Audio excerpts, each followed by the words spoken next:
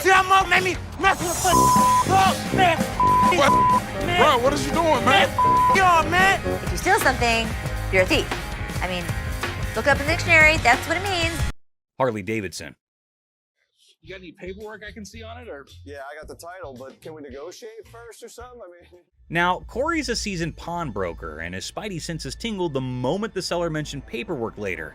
It wasn't the gleaming Harley Davidson that raised an eyebrow. It was the seller's insistence on negotiation first, documents on hold. See, Corey's dealt with his fair share of shady characters, and a bike like this beauty attracts all sorts. So with a polite but firm smile, Corey politely pushed back. Paperwork, he said, before we talk about the price. Standard procedure. You got any paperwork I can see on it, or? Yeah, I got the title, but can we negotiate first? The seller's eyes flickered ever so slightly, and that was all Corey needed. Something wasn't kosher here. Now, Corey isn't just sharp, he's thorough. Those papers, discrepancies galore. Dates that didn't line up, VIN numbers singing a different tune. So Corey did what any responsible pawnbroker would do. He plugged those details into the good old computer system. What he found sent chills down his spine. Corey knew right then this wasn't just a sale. It was a potential police sting waiting to happen.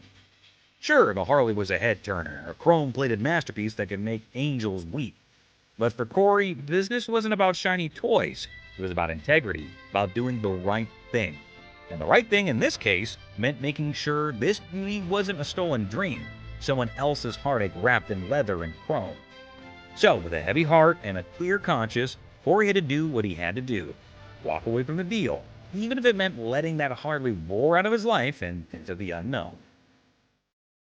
iPhone. I just got this phone that I bought here like 2-3 days ago, and this don't work. The bell above the pawn shop door jangled, and in walked a man clutching a sleek black phone. He announced, smooth as silk, that this beauty was a recent purchase, now sadly broken. The camera don't work. It keeps freezing and like that. He claims that it's just too irritating to use because the phone freezes frequently and the camera doesn't function. Did you download a camera function? No, it clearly got a camera. Why would I have to download it? When it was questioned if he had downloaded the camera feature, he became very irate. If he's telling the truth, then why does this inspection set him off? And why was he even being questioned about getting the download? That isn't how it operates in any case. You got your receipt? No, I ain't got it with me. I ain't bring it. First of all, we don't sell it. We can decide right now whether the client is attempting to misdirect. Rich, the seasoned pawnbroker behind the counter, felt it too. That intuition honed by years of dealing with all sorts, that sixth sense for trouble, it was screaming at him. This wasn't just a customer with a broken phone. It was a game, a play in progress. As soon as you give me that receipt, I can see what I can do for you. I don't have my receipt. I just clearly told you that, man. Clearly, you told me that. So Clearly, I have we to tell need to you fix this, that or without the receipt, there's nothing I can do for you. Rich yells, "Are you messing with me, man? You came for a new phone, but you don't have a receipt?" However, the man persists in insisting that all he's asking for is another phone. He said clearly one more time, I was going to clearly have to knock his freaking head off. We're all aware that Rich needs the receipt. You, my man, are not. Who sold the phone to you in the first place? somebody. He here. When questioned who exactly had sold him the phone in any case, he quickly pointed at any random employee. But we haven't had one of those up for sale since I've been here in 6 months. I mean, I just seen you in 2 weeks. Furthermore, it appears that the youngster he pointed at didn't know why he was being called for. Thank you very much. I appreciate you coming on over here. You can go back to selling that computer. All Rich knows is that it's an iPhone, but he's more irritated by something else. What's more, clearly it was working out. Can you go show him how it works? Take a picture out in the parking lot. And then, like a burst dam, the story spills out. The phone wasn't his. The purchase was a shady deal in a back alley. The frustration wasn't with the camera. It was with the consequences. The cold sweat of a gamble gone wrong. With a sigh, Rich ushers in the man and his broken phone out of the shop. The heavy silence echoing their unspoken pact. The truth had been told, the game was over. That's all for our video. We hope you liked it. Please comment, like, and subscribe.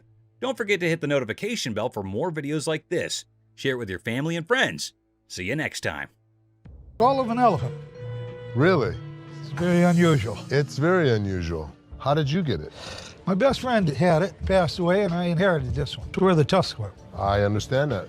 It came from Africa? Yeah, right.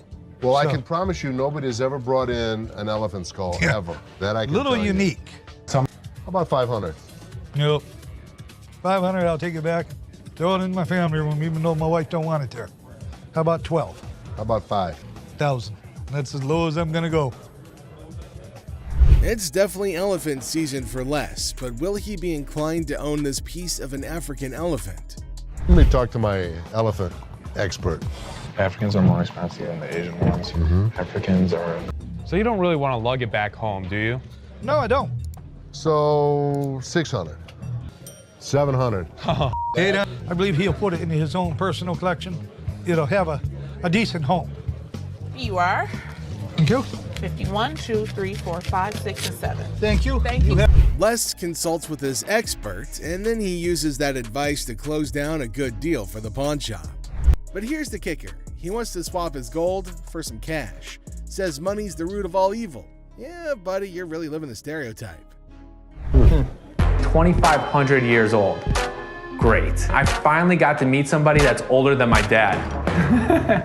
So how can I help you today? I want to get rid of this gold. Money's the root of all evil. This guy might take the cake for the weirdest guy that has ever walked through the store. How much you want? I could have gotten $650 for this stuff if I melted it down and sold it to my refinery. How about 500? Can't do it. It's ain't $50 profit in this thing. So they're haggling. Seth offers $650, he wants $610, and they're dancing around like it's a satanic tango. But alas, the devil doesn't always get what he wants. Cue the sad violin. I guess we don't have a deal. So there Seth is, trying to make a deal with the devil, and he's all like, I want cash for my gold, and Seth's thinking, sure buddy, let me just grab my holy water. But seriously, with the negotiation, Seth offers him $650, he wants $610, and they're doing the demonic dance of the dollars. But in the end, no dice. No deal with the Prince of Darkness today, folks. Sorry, Satan. Maybe next time, bring a better pitchfork.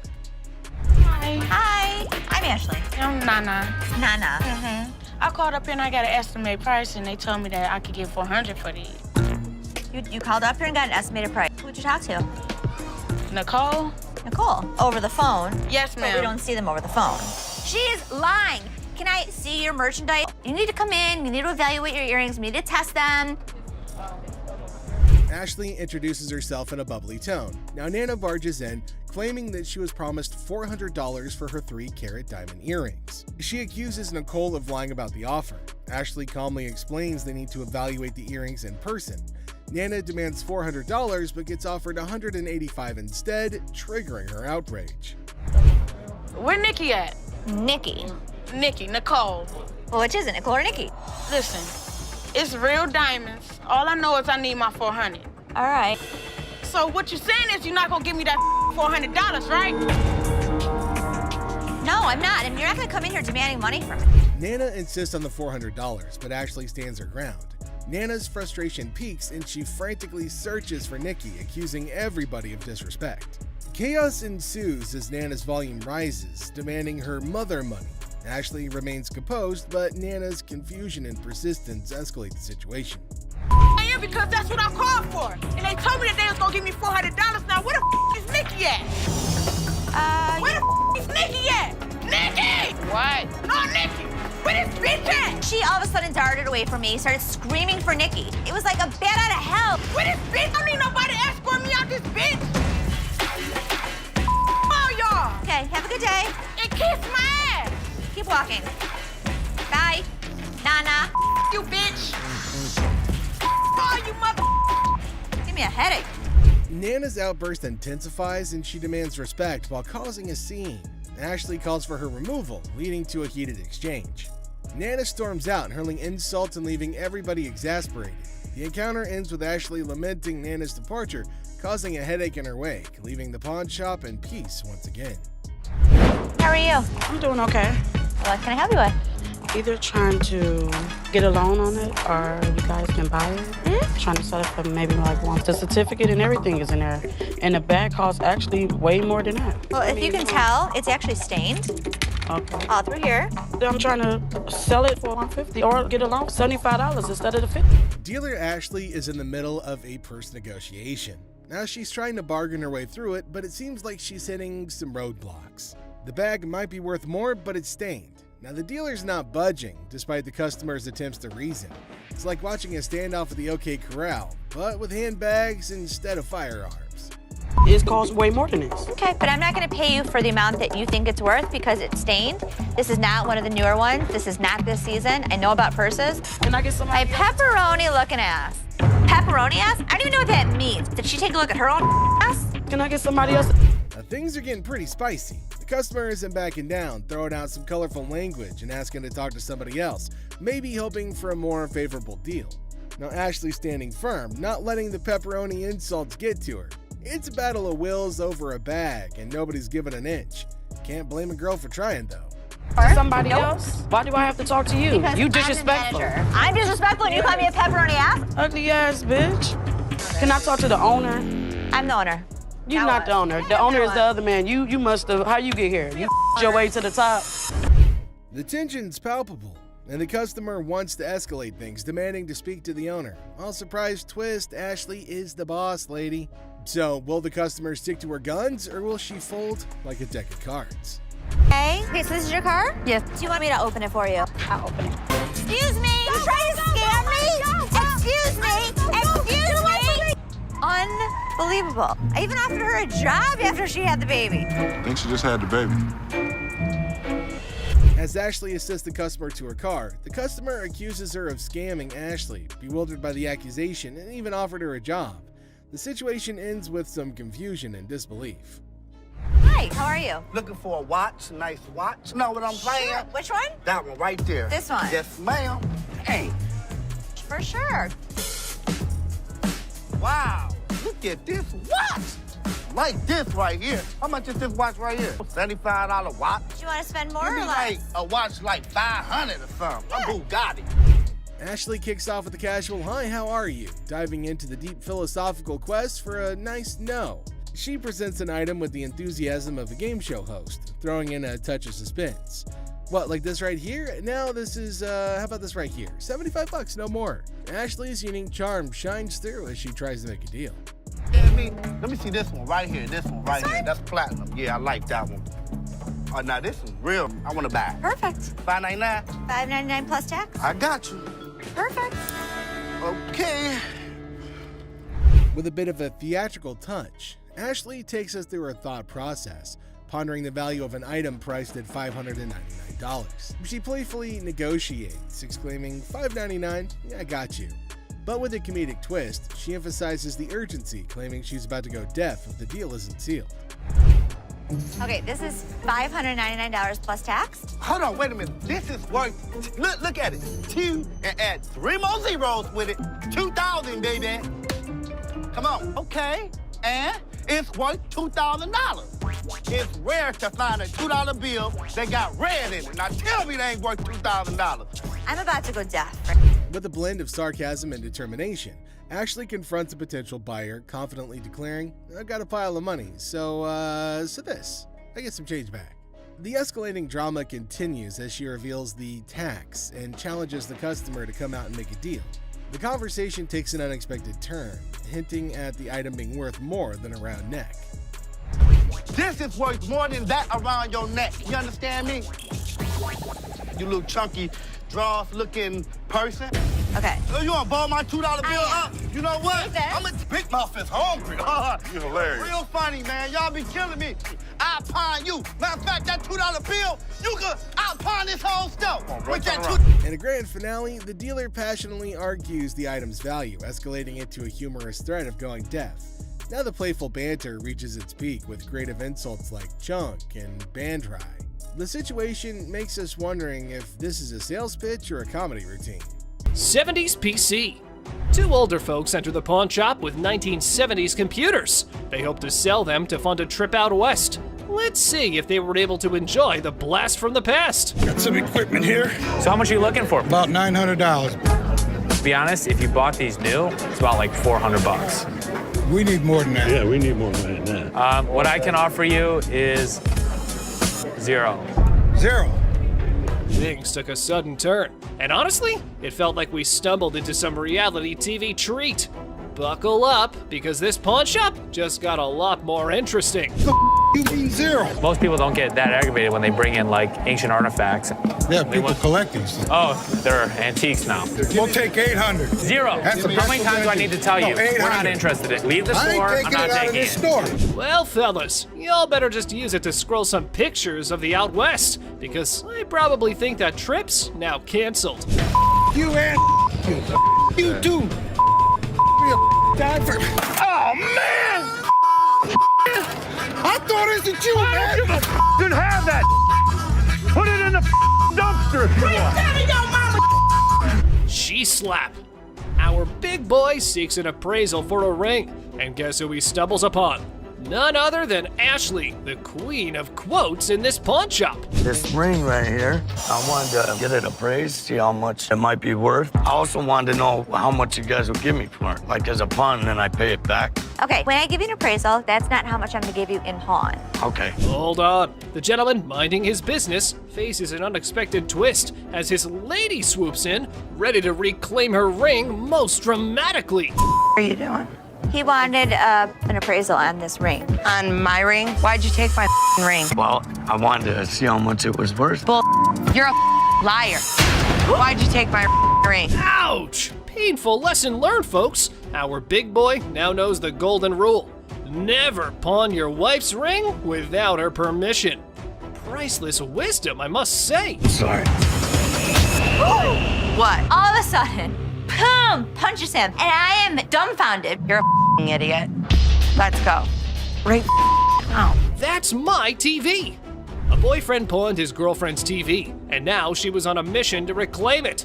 Looks like he learned the hard way that pawning isn't relationship therapy. My boyfriend pawned my TV, and I need it back. I don't got no slip or nothing, but I need my TV. He took my TV. I woke up this morning, and it was gone, and I need it back. He didn't give you the ticket? No, you can look it up. I can't help you without the ticket, and if it's not in your... Y'all gonna do something, and that's my because I need my damn TV from out of here. Being mad and all that's one thing, pawn shop peeps, but our lady here forgot that this store had a no ticket, no service policy.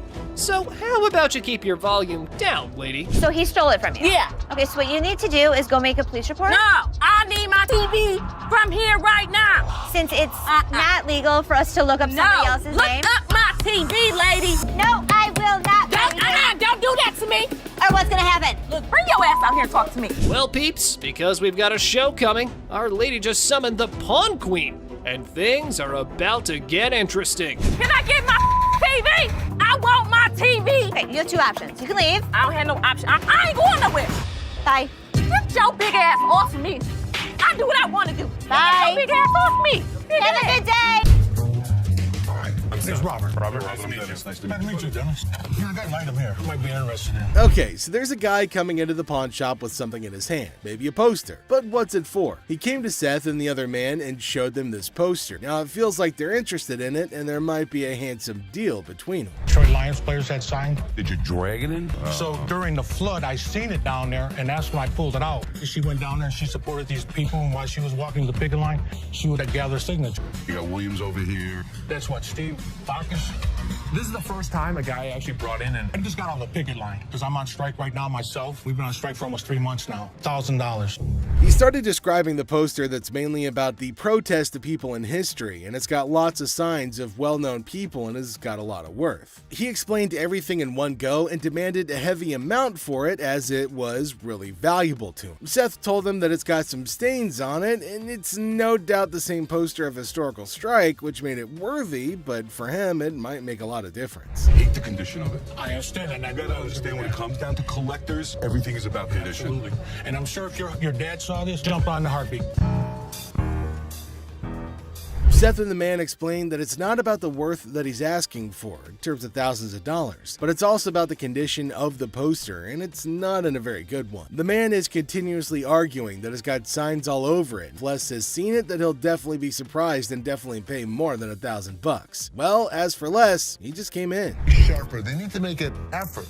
close these deals quickly. Through my research in that, I seen personally that one just like this, Minto, and he got $950 for it. Right, so if that was mint, why would you want $1,000 for this? He only had one signature. I have at least a dozen. But with this tear up here, and the condition it's in, the water stain on the bottom, it's just a hard thing to sell. Yeah, but even though it's in this condition, how many of it exist? Very rare. And it's uncertified. Right. You know. I'll sell for $5. Les judged the entire piece and told him that he's asking for too much. And later on, they further described that it's torn from the top and the bottom. And it's also got damage and they can't pay more for it. But he still won't agree to pay for it. But he did say that he'd charge $500 off of the amount, but they couldn't reduce it any further. Value? Let's make a deal. $75?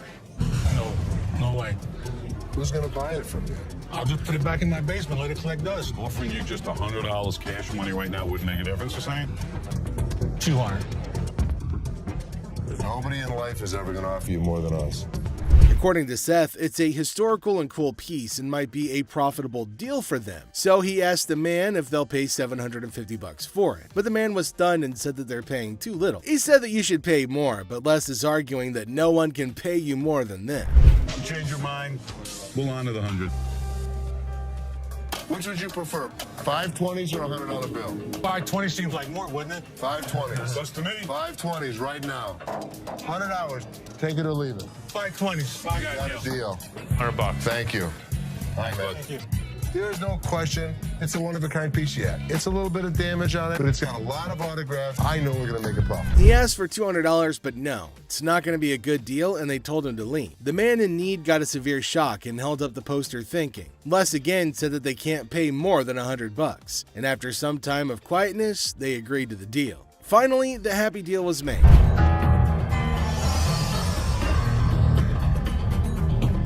This is the guy? Right there. Here they come again. Les? Hi, how are you? I'm attorney Kyle McQueen. So there's a man, probably an attorney with two ladies along, coming inside towards Les at a pawn shop. Now, Les knew about it before. He asked for Les, and fortunately, he was at the counter. He asked why they had arrived at the store. She's retained me to represent her in regard to a ring. Okay. My client brought in a $10,000 ring here, and she wants to either collect the remaining money owed to her on the ring or get the ring back. She's got a receipt. Let me explain to you. This is a counterfeit ticket.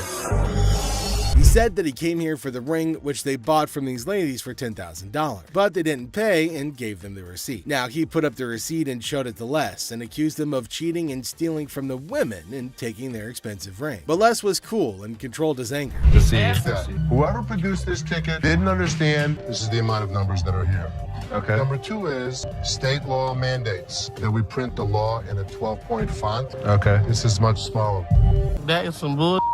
It may be bull, but that's the truth. I don't know how I got mixed up, but There's the game-changing point. Les, after listening to him, explained that he will reveal the truth now by showing the real receipt that they had. He went and came back with real receipts that they've been giving to the customers. There, he spotted major differences. He notified him of the major changes in the receipt that he brought. The man looked rather weak and stunned in response. printing wrong or whatever, but this is the ticket he got from here. He didn't get it from him. He didn't get it from him. So now we just liars and we just come in. I'm not saying that you are. So you trying to say my son a liar? I wish I had better news for you, but... That's bull.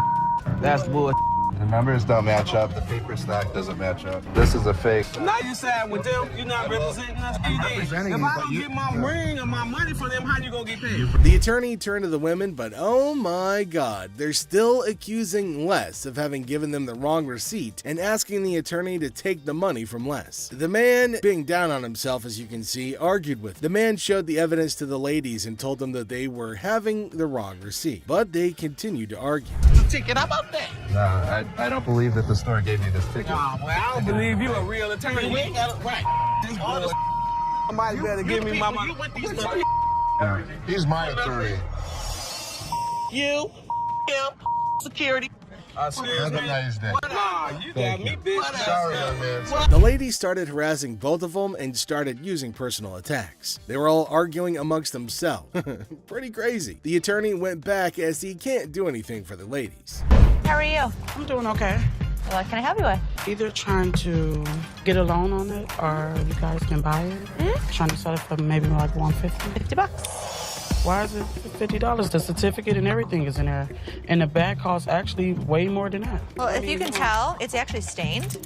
Okay. All through here. I'm trying to sell it for $150 or get a loan for $75 instead of the $50. Yeah, I wasn't interested in more than 50. If you know purses, then you know the. As our unsuspecting customer strolls into the kitchen at chaos, little does she know what's cooking today. Ashley, patiently bracing herself for another round of absurdity, politely inquires about what the customer's looking to offload. The girl, blissfully unaware of the purse's actual value, confidently suggests a price that's almost a steal. It costs way more than that. Okay, but I'm not going to pay you for the amount that you think it's worth because it's stained. This is not one of the newer ones. This is not this season. I know about purses. It was torn. It was stained. It's not even the last season's bag. The thing is old. But you still willing to buy for $50 though, so if it wasn't worth. And now the plot thickens. The lady asserts that if Ashley truly understood purses, she'd gladly accept the offered amount. However, Ashley, standing firm in her claim that the purse is torn and not worth more than $50, creates a hilarious clash of valuation difference. We even say $50. So they didn't say it wasn't worth.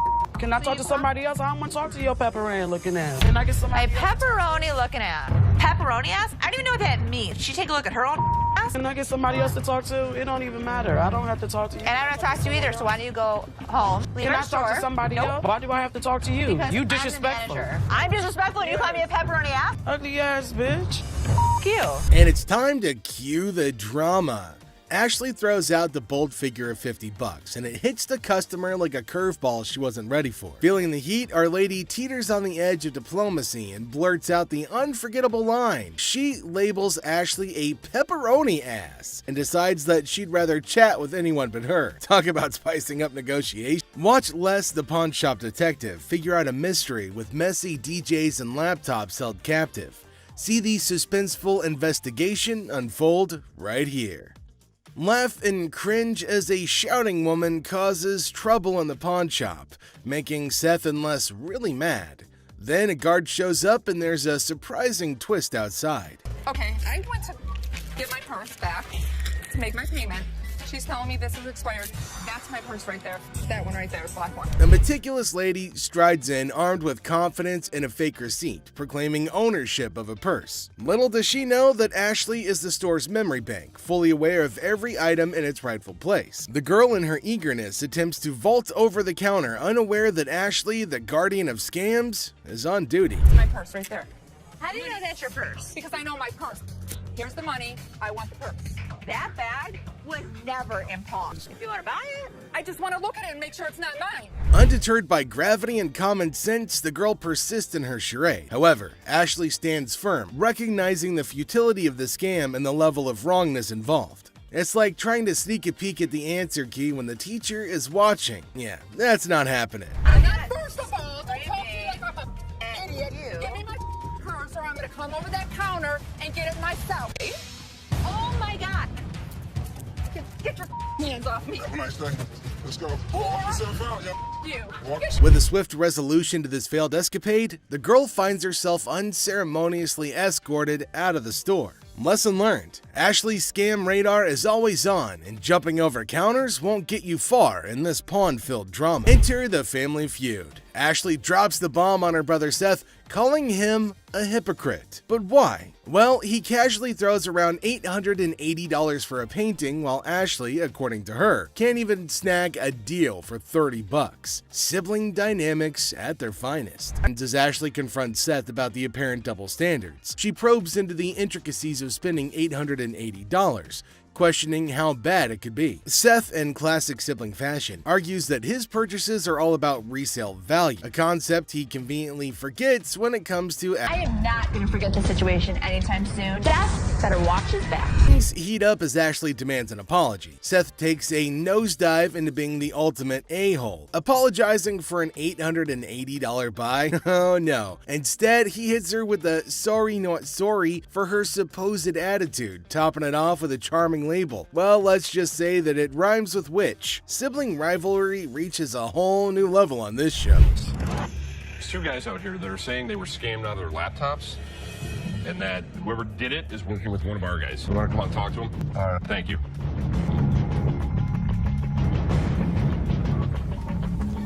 Who is it?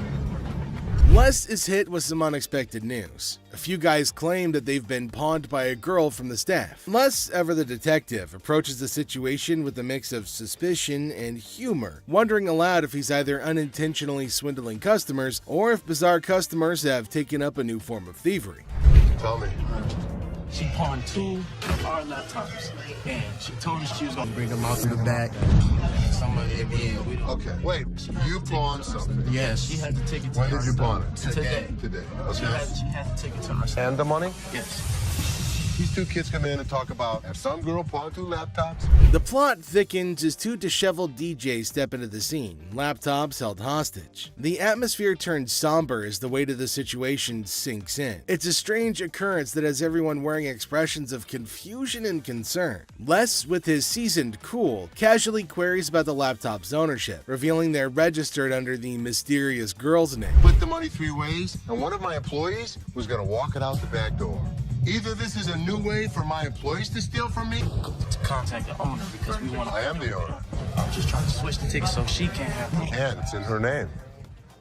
No, that's why I wanted to know if I can't do it. The tension rises, but Les doesn't crack under pressure. Maturely handling the situation, he asserts that he needs the lowdown to work his magic and get those laptops back where they belong. It's a pawn shop mystery, and Les is the detective determined to unravel the peculiar case of laptops and loyalty. Tame a woman at the counter. Let's see what she's gonna come up with. Is she asking for free money? I think she might possibly be mad, though it is kind of funny that she's got enough courage to come up and ask for money without investing anything. Now, the lady at the counter frowned and asked her if she paid or not. Intriguingly, she hasn't paid anything, but she's still asking for money. And to make matters worse, she started shouting at her. Everyone around started looking at her, wondering what the hell was going on. Seth and Les get a little furious as everybody's just standing around trying to figure out what's going on. She started bullying her, but the lady tried to explain to her again that she misunderstood the agreement and they're not just gonna give her free cash. But this lady's just not listening to anybody. Well, Seth then enters, so who knows what's gonna happen now, the whole document or not, and she was not listening and constantly arguing and pointing to them as if they had done something wrong. Meanwhile, other women decided to intrude, and oh my god, it's gonna be funny. Looks like they've all decided to have a fight in the pawn shop. Wonder how that's all gonna end. And it looks like now see the other women get in and start shouting at her as everybody behind her was waiting for her to get out of the queue. So they started fighting, and now they're all having an immense fight. Everybody around is watching and laughing at them. Well, the guard had to go and break everything up. Well, at least they're all gonna get treated the same way, especially the one who created the mess. Pretty sure they're gonna hold him up and throw him out. And there they go, they're still shouting and fighting with each other as well. So they were sent outside and they started beating on each other, holding each other by their hair. Man, they beat the crap out of each other, and people around them were just watching and waiting and having a curious but funny conversation about their nonsense. Talk about a hella cringe. To have your mind blown. Have you ever heard of a street-legal pirate ship? No worries if you haven't, because it was a revelation for me too. Picture this. A captivating vessel that sails through the streets instead of the high seas. This audacious individual is actually selling a pirate ship that doesn't navigate water, but instead driven around during parades and events. The sheer novelty of this concept is enough to make your jaw drop. Can you imagine the spectacle of a fully decked out pirate ship roaming the streets, spreading swashbuckling cheer and captivating onlookers? It's an unconventional twist on the nautical adventure, where imagination takes flight on wheels instead of waves. A fascinating change that challenges traditional boundaries and sparks the imaginations of all who encounter it. For a ship, you can actually drive 60 miles an hour on the highway. This is awesome. In a moment of anticipation, Chum captures a picture of the pirate ship and eagerly sends it to Rick, seeking his seal of approval. It's no secret that Chumley's heart is set on acquiring this extraordinary vessel. However, Rick's response reveals a familiar pattern. He doesn't always share Chum's level of enthusiasm. Despite Chumley's unwavering excitement, Rick's support wavers, casting a shadow of doubt over Chum's aspirations. Nevertheless, amidst the uncertainty, Chumley embarks on an unforgettable adventure on the ship, immersing himself in a world of whimsy and joy. The pirate ship becomes a catalyst for moments of pure bliss as Chumley discovers a sense of freedom and exhilaration that he has never experienced before. It's a testament to the power of chasing dreams, even in the face of skepticism. Join Chumley as he embraces the sheer thrill of sailing on that ship, creating memories that will last a lifetime. If I can make a deal, Rick will think I'm the man. As the wind tousled Chumley's hair and the weather played its part, a symphony of elements converged to enhance his adoration for the float even further. Each gust of wind whispered its approval as if urging him to embrace the exhilaration that danced in the air. The perfect weather conditions seemed to align, creating an enchanting atmosphere that heightened his connection with the pirate ship. With every passing moment, Chumley's affection for the vessel grew as if it were infused with magical essence. In the midst of it all, Chumley savored the joy and freedom that enveloped him, cherishing the sensation of pure bliss as he sailed through the streets on the ship that had captured his heart. As Chumley eagerly awaits Rick's response, hoping for validation and support, his heart sinks when he reads the crushing words that appear on his screen. Rick's text delivers a blow that pierces Chumley's enthusiasm, leaving his spirit wounded and his dreams deflated. The message, like a dagger to the heart, shatters the joy and optimism Chumley had been clinging to. The heartbreaking reality sets in as he realizes that Rick's words don't align with his own deep-rooted passion for the pirate ship. It's a moment of profound disappointment as Chumley grapples with the stark contrast between his own excitement and Rick's lack of endorsement. Emotions swirl within him, hurt, confusion, and a tinge of resentment. I'm sure he's not going to buy it. He doesn't have any money on him. But he's an idiot. Amidst the tangled web of desires and concerns, Corey possesses a keen understanding of Chumley's nature. He recognizes that once the request to abstain is made, Chumley is unlikely to proceed with the purchase. In this aspect, Rick's fears find resonance in Corey's assessment. The rational part of their minds acknowledges the validity of Rick's concerns. Even if Chumley were to succumb to impulsive desires and make a foolish decision, the stark truth remains. The price of the pirate ship far surpasses his financial means. It looms above his allowance like an insurmountable hurdle, a barrier that cannot be breached without dire consequences. The clash between longing and practicality creates a dilemma that Chumley must confront head-on. Will he heed the warnings and let go of the unattainable dream? Or will he risk it all in pursuit of his heart's desire? The outcome hangs precariously in the balance as Chumley grapples with the weight of responsibility and the allure of the forbidden. The owner wanted $250,000 for it. Man, that is a little too much. The last bargain he could agree on was $190,000, man. That is still so much money. Chumley was so sure that Rick would want to get it, until he checks his phone. Do not buy the float. That was Rick, my boss. The man had been driving Chumley around all of the efforts in explaining it. And all for what, man? Just to get rejected on a text message? Whatever. Oh, sorry, man. Man, I really feel so bad for Chumley. Everyone gives an attitude to my boy here, and he just takes it all. Well, enough of Chumley. Sometimes even Rick makes a mistake, and the great Harrison is not at all happy about this one. A captivating scene unfolds as Bill strides into the store, his presence immediately catching the attention of the Pawn Stars crew. In his possession, he carries a Wells Fargo Strongbox, an intriguing artifact that exudes a sense of mystery and historical significance. As if that weren't enough, he adds to the spectacle by unveiling antique balls and chains, further piquing the curiosity of everyone present. Bill, confident in his offering, sets the price at a hefty $2,000.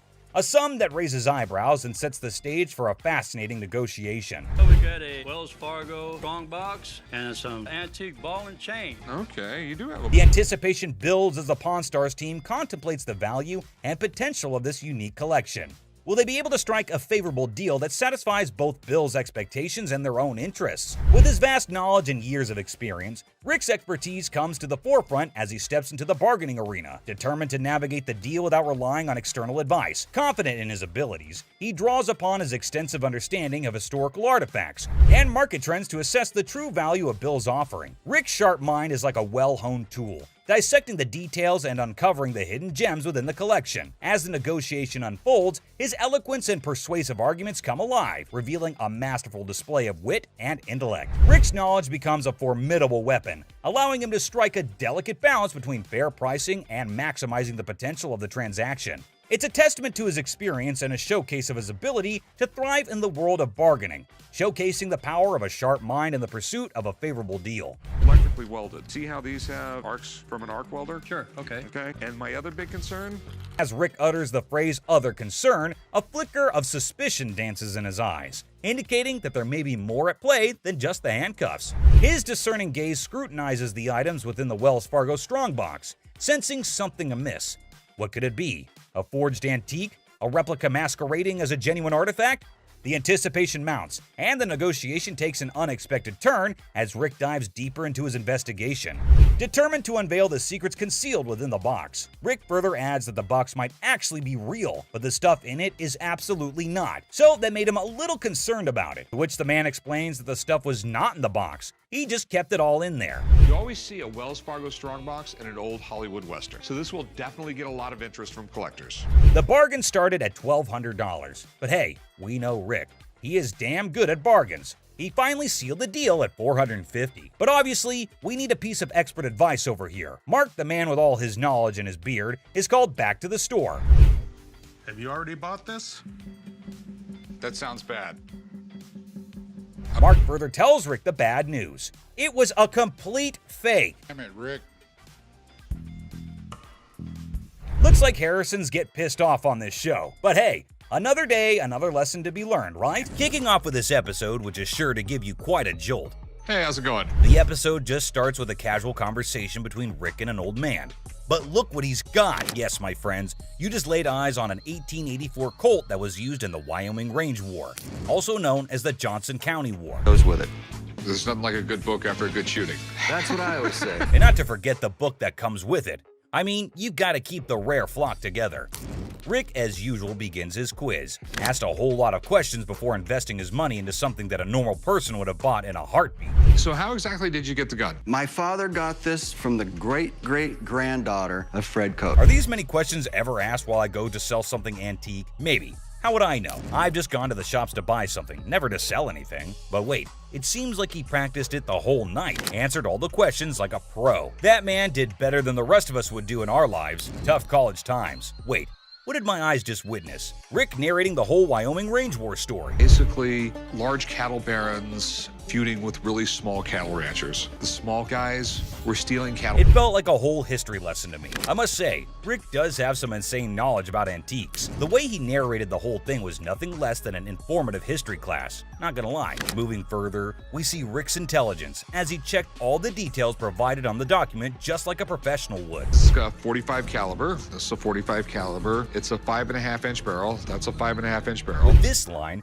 when you throw on a personal story that actually ties a cowboy to a gun, that's the kind of thing collectors love. I can see he clearly knows how to hit the proper note. But when you throw in a personal story that actually ties a cowboy to a gun, that's the kind of thing collectors love. Without a second thought, the man quoted $55,000 for the gun. What do you think? Are Rick and the old man on the same page? Well, for you to know that, you have to continue watching. I'd like $55,000. $55,000? And obviously, before getting such a huge amount out of his pocket, he wanted a second opinion on the matter, for which he called an expert. Get someone down here, he'll tell me if it actually belonged to this guy. To be honest, I really don't get it. How can one identify if it's original or fake by just looking at some words written on a piece of paper? Anyway, who am I to say anything? What we have here, it's really hard to make that connection.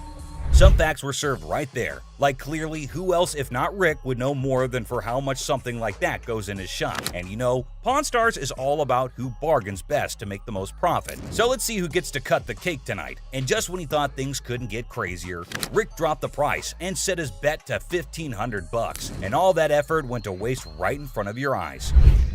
Yeah, I'm just not gonna be able to do that. I think maybe I'll see if I can maybe get some more provenance. That was pretty obvious. No one would want to sell an antique for this measly amount of money. Definitely not a very profitable deal.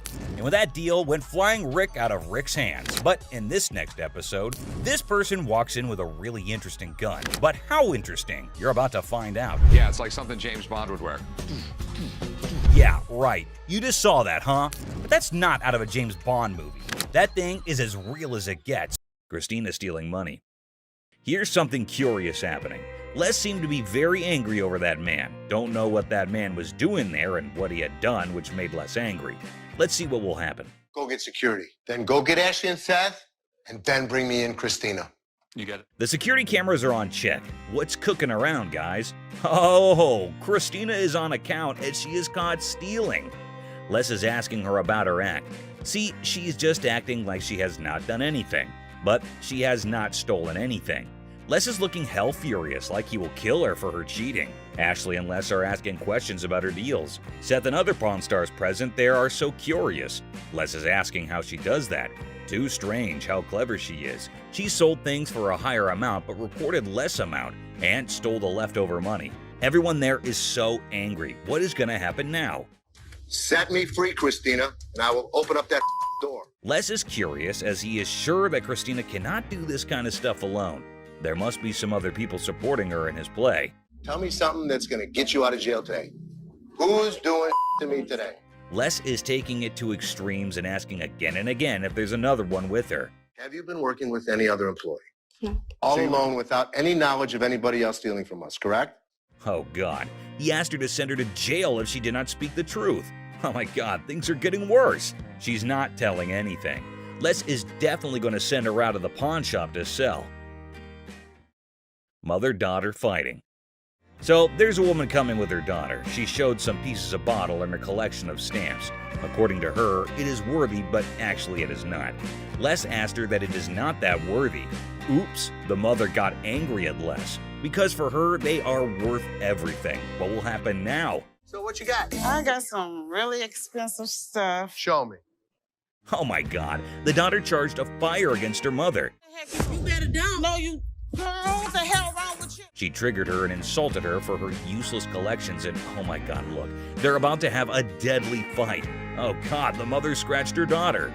Les is stunned. They don't want get off my. What the is wrong with you? The mother and daughter are having extreme fighting conditions. Everyone around is watching them. Les is stunned and did not have any idea that this would happen or it might be very casual to them.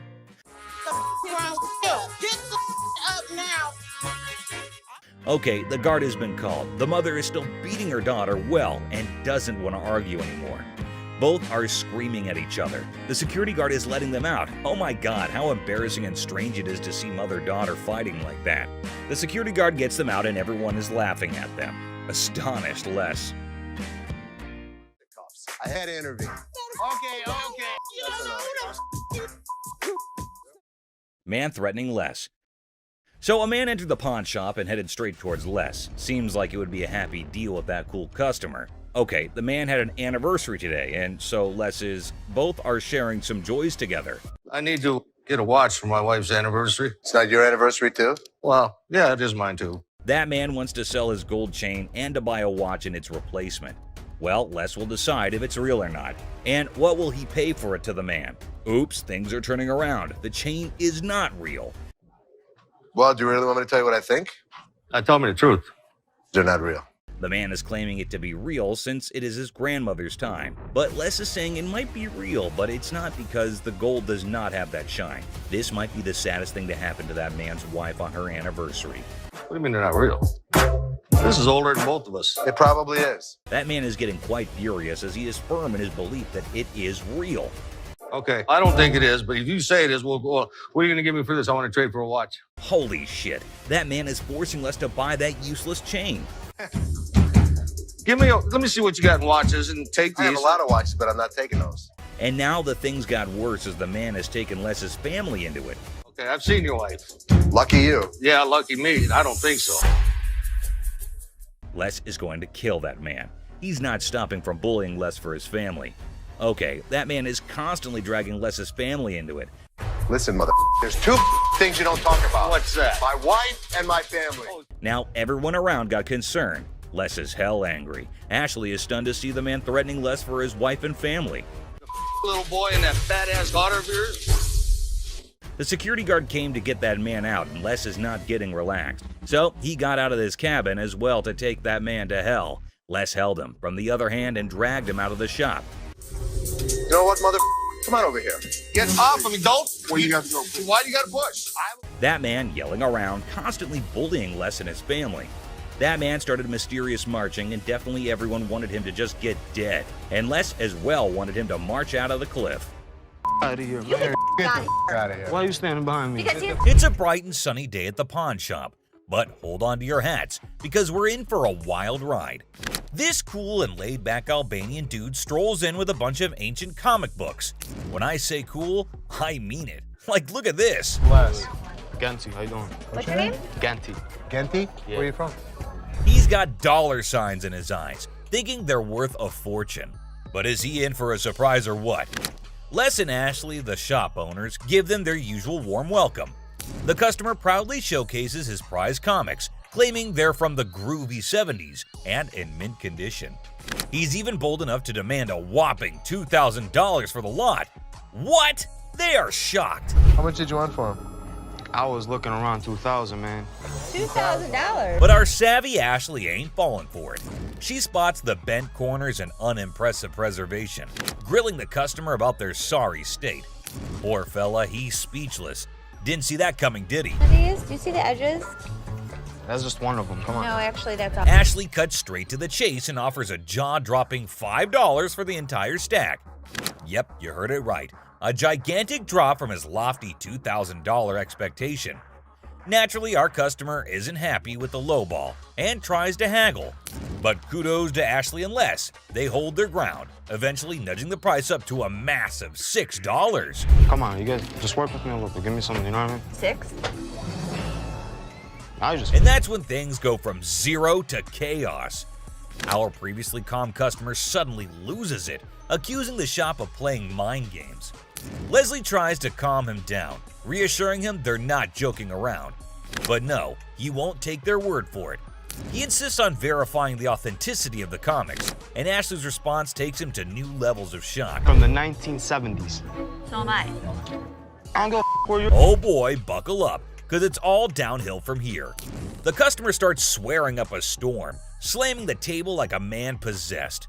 He's convinced he's being duped, and boy is he fuming. Like you're playing me right now, because I know this is worth way more than $6. The situation gets so out of hand that a burly bodyguard has to step in and escort him out. But wait, there's more.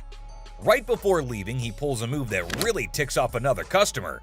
Talk about adding fuel to the fire. Get the off me. Hey, what the you look? Come here. Next thing you know, we're witnessing an impromptu street brawl right inside the shop.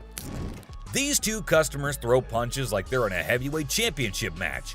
And let me tell you, it's a hilarious sight to behold. Come on, fuck me. You little bitch. Eventually, the bodyguards swoop in like superheroes and drag both fighters out.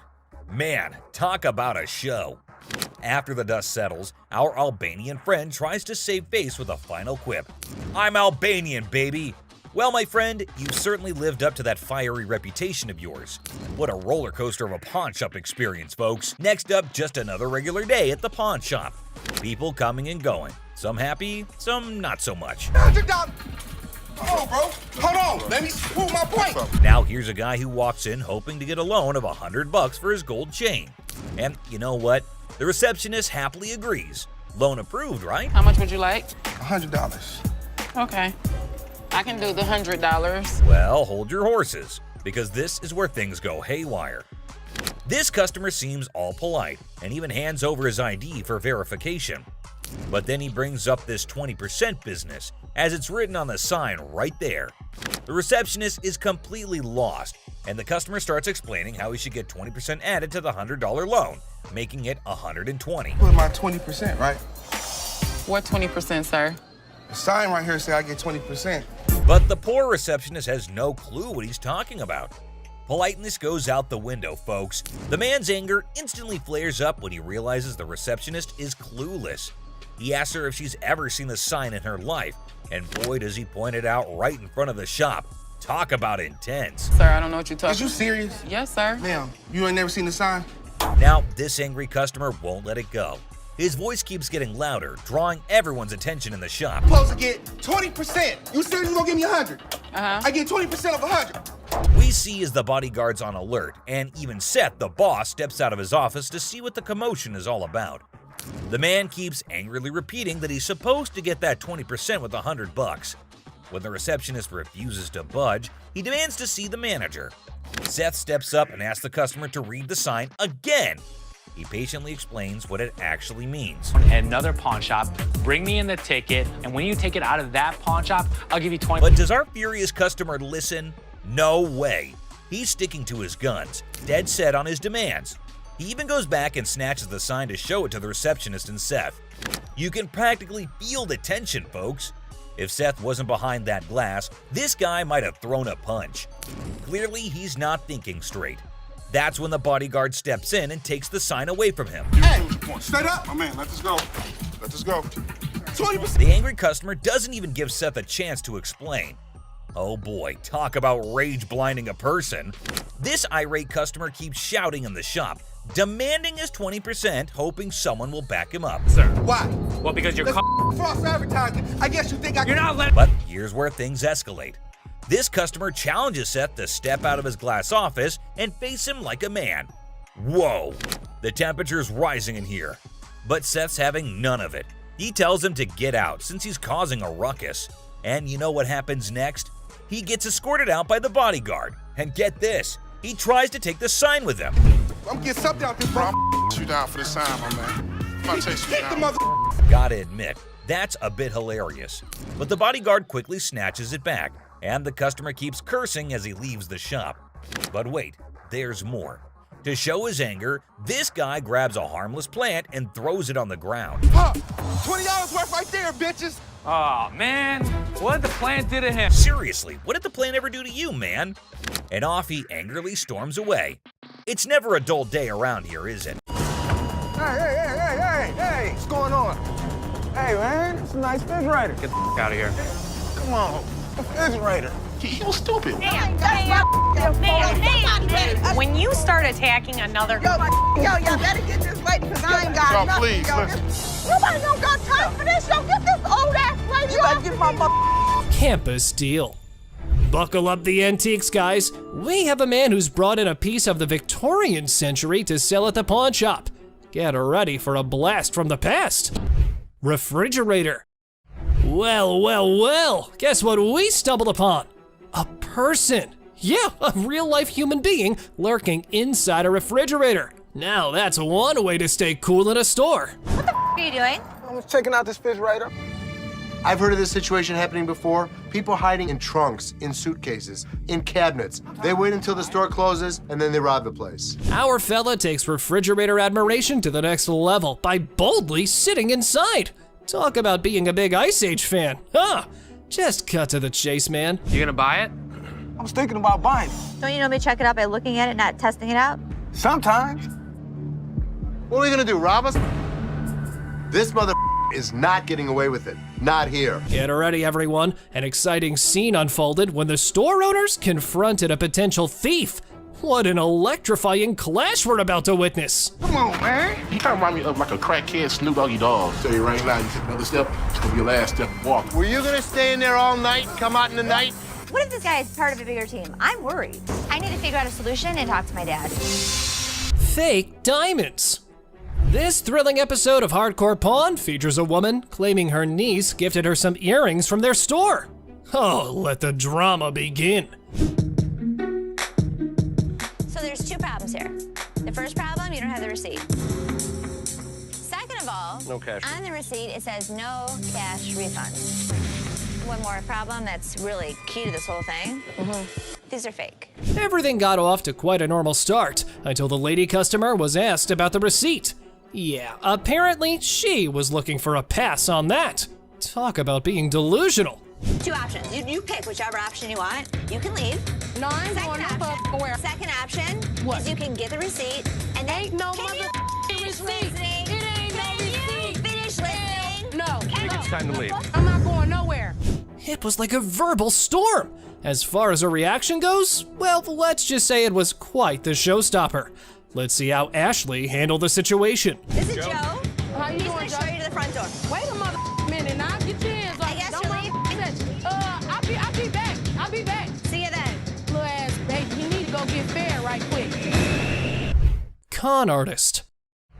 Buckle up for this one. An overconfident individual walks in claiming to have big cash to buy something. His grand entrance sets the tone for this bizarre encounter. Let me see this one right here. This one right here. That's platinum. Yeah, I like that one. Oh, now this is real nice right here. I think I could look good when I go out with this. That one's sharp. How much is this one right here? $5.99. Hold down, baby. Hold on, folks, because this is one roller coaster of a ride.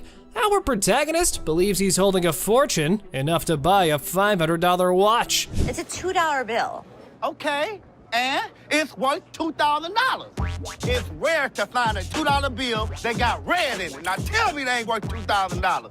I'm about to go deaf right now. Oh, don't piss off Bugatti.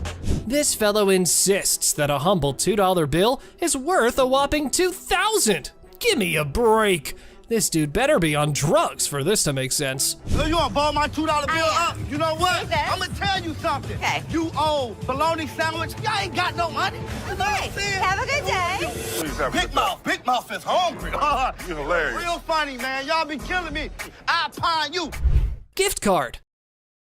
In a sadistic twist, a customer enters waving $100. invisible phone. In a daring attempt to find the perfect gift for her son, a woman decides to venture into the pawn shop. But little did she know what awaited her there. I was kind of looking at some of these watches. Okay. Where the hell is my phone? Something wrong? Yeah, my phone. I just let my. Did you take my phone? Take your phone. There was never a phone on the showcase. Well, folks, it appears our big mama's stealth skills might need a tune-up. However, did you see her put a phone there? Not me. I ain't crazy. Damn it, I just laid my phone there. Don't touch me, yo. You better get off because I ain't. You Calm down. There was no phone on the showcase. Can someone just ask this woman to keep it down a bit? It looked like she was indeed trying to pull a scam. However, this is how she decides to take cover.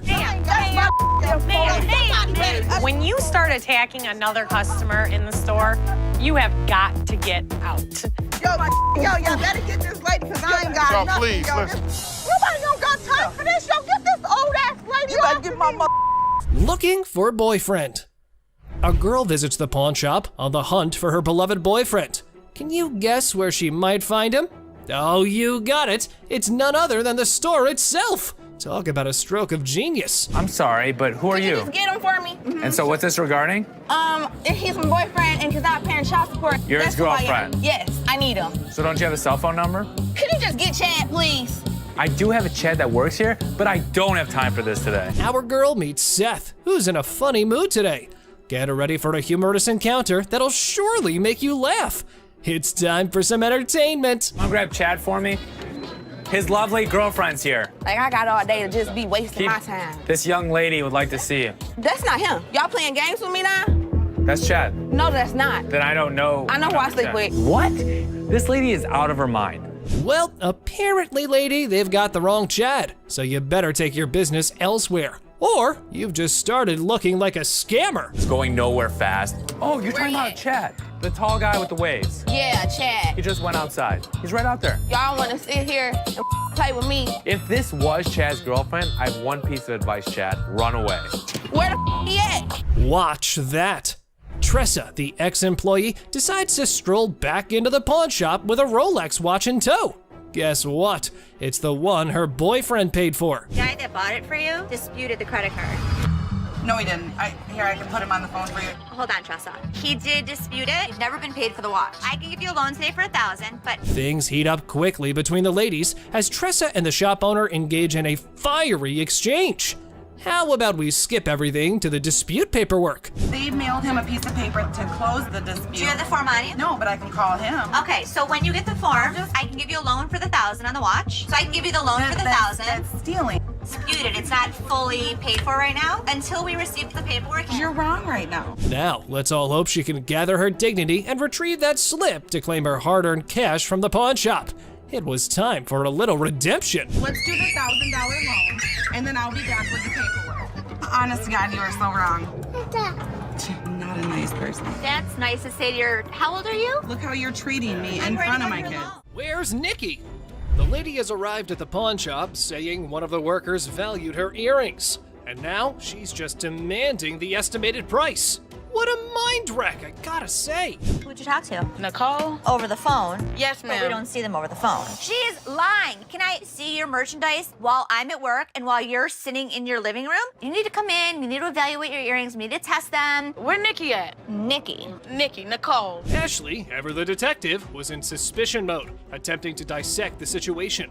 However, the customer's reaction swiftly threw a wrench into her gears. Listen, it's real diamonds. All I know is I need my 400. I'm looking at the diamonds, and I know right off the bat the weight is just not gonna make it. I can do 185. So what you're saying is you're not gonna give me that $400, right? No, I'm not, and you're not gonna come in here demanding money from me. Yes, I am, because that's what I called for. Well, it appears our lady has raised some eyebrows about her sanity. The idea of consulting Nikki to identify this loudmouth was now on the table. Where this bitch at? Excuse me, this is Nikki, and Nikki, she claims she talked to you at 10 o'clock this morning. I don't even know her. I need my money right now. She was very confused, but I know one thing for certain, Nana needed to go. Phone call lady. This one time, an elderly woman disrupted the quiet at the pawn shop with her booming phone conversation. Oh boy! To Ashley, her voice was nothing more than a symphony of annoyance. You ain't supposed to be talking to me like that either. Who the hell you think you talking to? No, I'm talking to you. Ma'am? You know what? You know what? Ma'am? You know what? Excuse me, I'm on the phone. I know, but You know- you're No, I'm not. excuse me. Hold on. Miss, I'm on the phone, okay? Okay, Can you respect my privacy a little Yeah. bit and step back if you're a little too close? What's the matter with you, lady? You're in a public place. This ain't your backyard. You better keep your volume down or take your business elsewhere. Duh! Miss, get somebody to help me, please. What do you need help with? I need some help with my rings right here. Take off your I'm having ring? to get- Wait, you just walking up on me like, can you see my rings? I don't even know who you is. You want me to help you? Don't walk I up on can me. help you now. Do not walk up on me. Or else what? Okay, keep walking to find out. This lady was probably angry with someone else and had decided to make this pawn shop a stage for her little vent session. Well, here's how Ashley took control of the situation. Now, can somebody help me other than you? No. All right, that. Don't follow me no more. I won't come back in this bitch. All the motherfucking times I've been coming in here giving y'all my motherfucking and this is how I'm getting treated, y'all. I told you I don't know who the hell this lady was mad at. You. 70s PC. Two older folks enter the pawn shop with 1970s computers. They hope to sell them to fund a trip out west. Let's see if they were able to enjoy the blast from the past. Got some equipment here. So how much are you looking for? About $900. To be honest, if you bought these new, it's about like 400 bucks. We need more than that. Yeah, we need more than that. What I can offer you is zero. Zero. Things took a sudden turn, and honestly, it felt like we stumbled into some reality TV treat.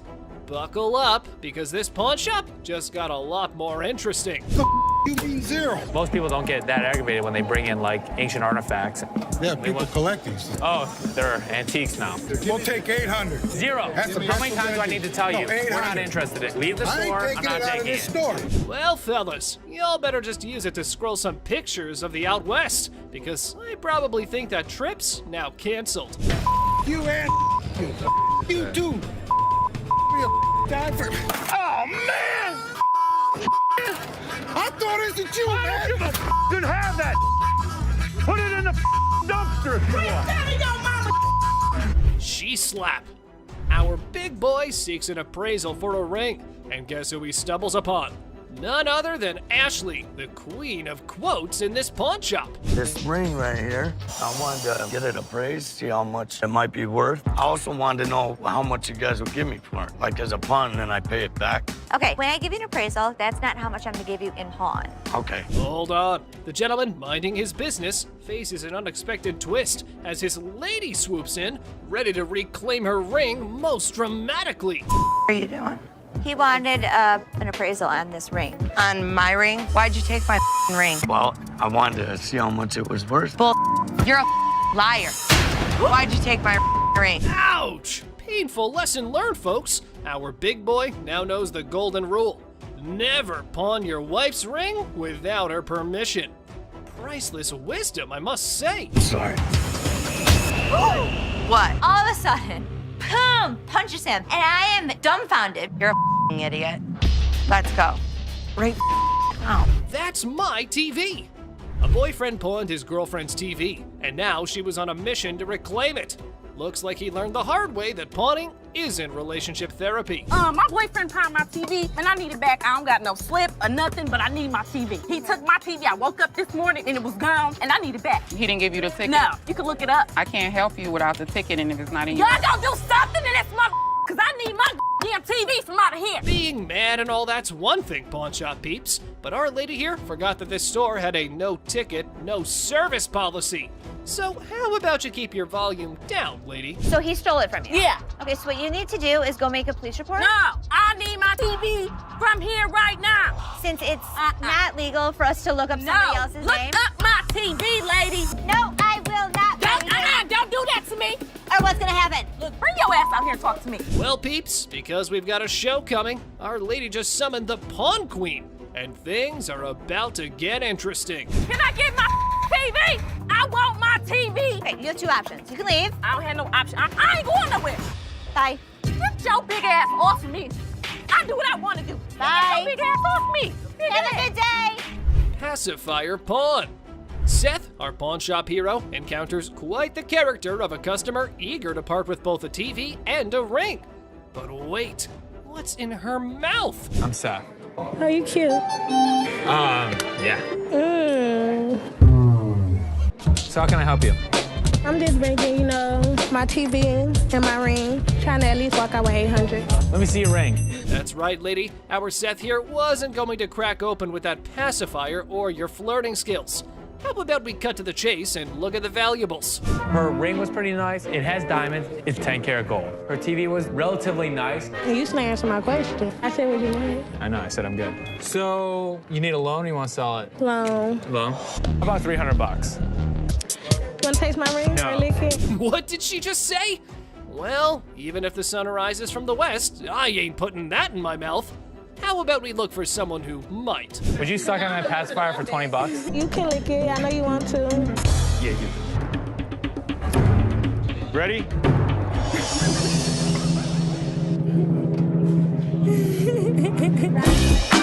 Push fight. Two buddies square off in a pawn shop brawl over one friend's attempt to pawn the other's beloved PlayStation without permission. This calls for drama. That took my PS, he tried to pawn my shop. Get my money back. You know him? Yeah, that's my roommate. He tried to pawn my your shop, try to get some money off, but I want my PS. He owe me money. It's mine. My back. Hey, do me a favor. We're not gonna scream, okay? What's happening here? This ain't your hotel room, spoiled punks. You're just creating a ruckus. Y'all better watch that tone and listen to the Pawn Majesty. Angelo Steve, is that his? This between, yes or no? I mean, we just trying to handle it ourselves. That's fine. Steve, I'm gonna ask you one more time. Is it Angelo's or yours? It used to be his. Okay. He owe me money. What I supposed Steve? to do? We pay bills. Coming You on ain't this saying. side. Tell you what I'm gonna do. I got with something it. on my I'll tell you what I'm gonna do. All right, guys, you probably want to take your business outside because there are some customers here who are not in a mood to listen to your story. Come take Can I see it? Come with me. You know, I'm a pawnbroker. I'm not a kindergarten teacher. You guys go talk about it amongst yourselves, and when you figure it out, then come back inside, okay? Until then, I don't want to hear you arguing. You grown men, not kids, go on. All right. Free grab. The girlfriend decided to pawn her boyfriend's Xbox, and now he's on a crusade to rescue it. Lesson learned, right? Pawning is such a brilliant way to solve everything. My girlfriend, she came up here and she got rid of my Xbox 360 and I came up here to get it back. Okay, you get the ticket? No. I can tell you her name and you can just give me my 360. I can't give you any information about somebody else's account. You just need to give me my stuff. But our man here forgot that this store needs a police report for such incidents. So how about you keep your volume down, gamer? Instead, this is what he does. Can I just have my... We can sell you another one. Well, let me just look for one that I want to grab. Okay, you go that way. Wait, right what here. 360 there, and bro? I'll sell you one. Stop right here. No, ain't no And I'll selling. sell you one for $200. No, I can grab one for free. Excuse me? Yeah, you can heard. do what? What in the world was this dude thinking? He was running around like it was a jogging park. But hold on to your seats. Big Joe was here for a run too. Hey! Get out of here. Get the out. Now. All right, Don't ever step back my You gonna make me move? Get out of my face. My store. Bye. Customer flirting. Imagine you're ready to pawn that chain, right?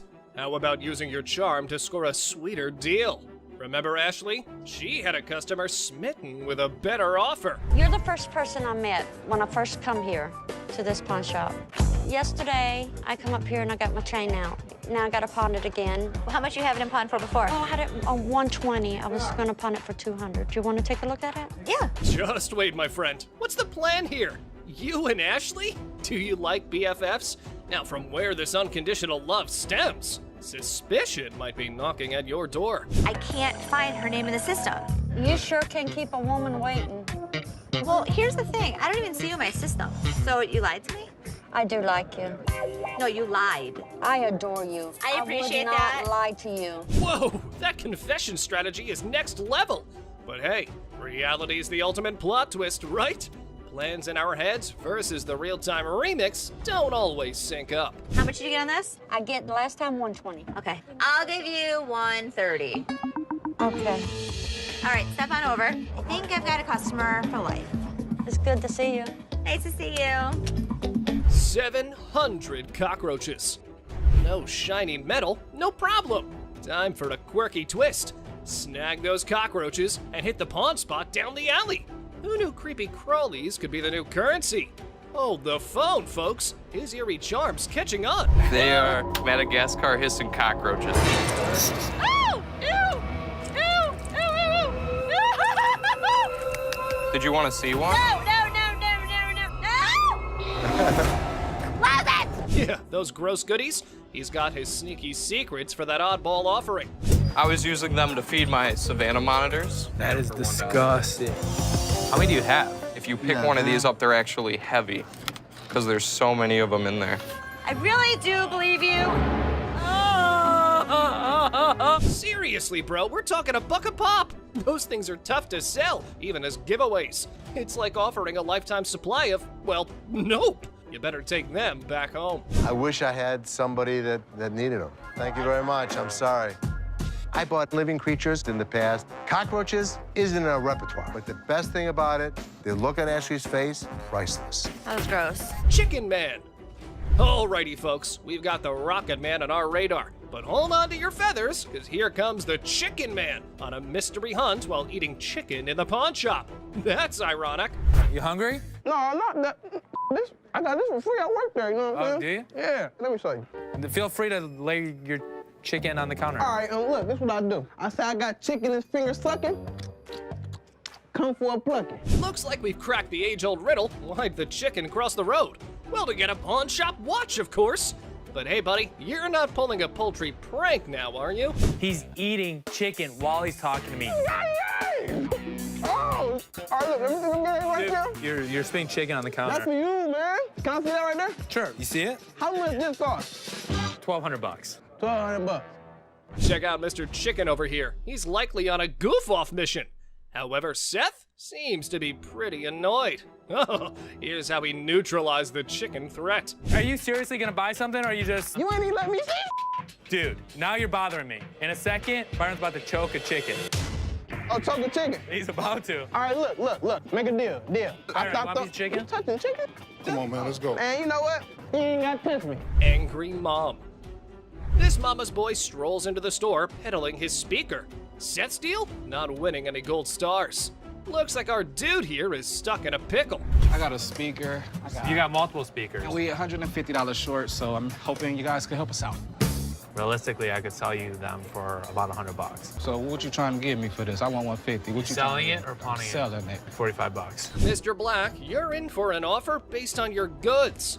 Just a heads up, though, his chat game with Seth could ruffle more scratches than a ticklish itch. So I can get you $45. Nah, I don't need these mother. They won't give me what I want. You came in, you want $150. Damn. What? Mama, you You don't talk like that in front of these people. I done raised you better than that. Now you apologize. I'm taking my speaker. What? Oh, yes! Preach it, Mama! Time for a lesson or two. Junior needs a masterclass in manners. Let's dial up an apology for his bad language. I can't take you nowhere. It's the whole city without you boys. What do I pay you guys for? I'm hiring her. I can't take you nowhere. I hope this kid learned his lesson. Right. Don't hit me in the car. Get in the car. Okay. Minute paint. Take a breath, people. We've got an artist in the house waving the pro flag and live painting. He's gonna whip up a masterpiece before the big boss, Les. Tell me about your clothes. Well, this is all happenstance from what I do. I'm an artist. I do these paintings, and I do them live. What does that mean? He paints a 4-foot by 5-foot painting in basically 4.5 to 10 minutes. Whoa, talk about a high-stakes showdown. This show's seen more tricks than a magician's hat. No crystal ball here. Let's buckle up and watch the masterpiece unfold. Go!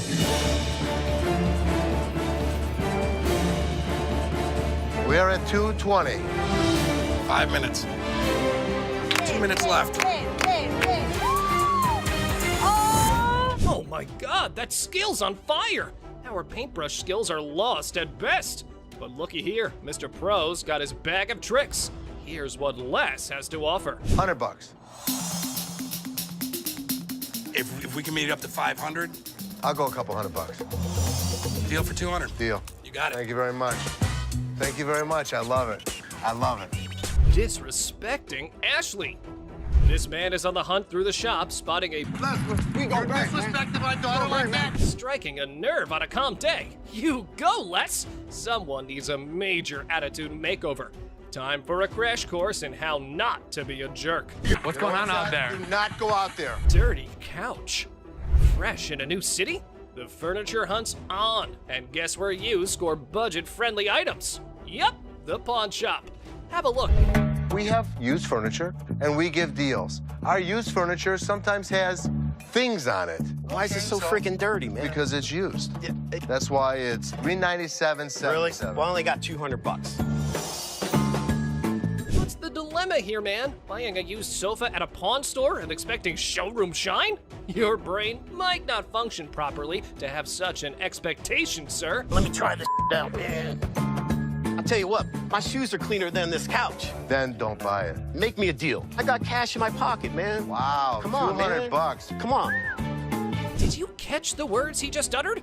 Mr. Couch is clueless about the league he's stepping into. Time for him to gear up because Les is on the horizon. Okay, it's time to go. Come on, man. Come on. Here we go. Yeah, come on, man. Here, come yeah, on. man. Come on. Right. Don't make my. Come on, man. This is how we do it in the D. Yeah. Walk out. Walk out, my man. Deal with the devil. Here's a spooky one. This might not be your regular Tuesday, because this time, the devil isn't at the crossroads, but at the pawn shop trying to sell his gold for cash. How old are you? 2,500 years old. Great. I finally got to meet somebody that's older than my dad. So how can I help you today? I want to get rid of this gold. I don't want gold. I want money. I think he's crazy. But interesting fact, people, this time around, you don't have to give your soul in return, but some cash, and the devil's good to go. Here's what happened next. This guy might take the cake for the weirdest guy that has ever walked through the store. How much you want? Tell me what you give me. I could have gotten $650 for this stuff. Can't do it. Maybe $650. Les hasn't ever made a deal with the devil. But this time around, he's willing to crack this one, being ready to outwit even the marked trickster. You want $610? I take $650. I can't give it to you.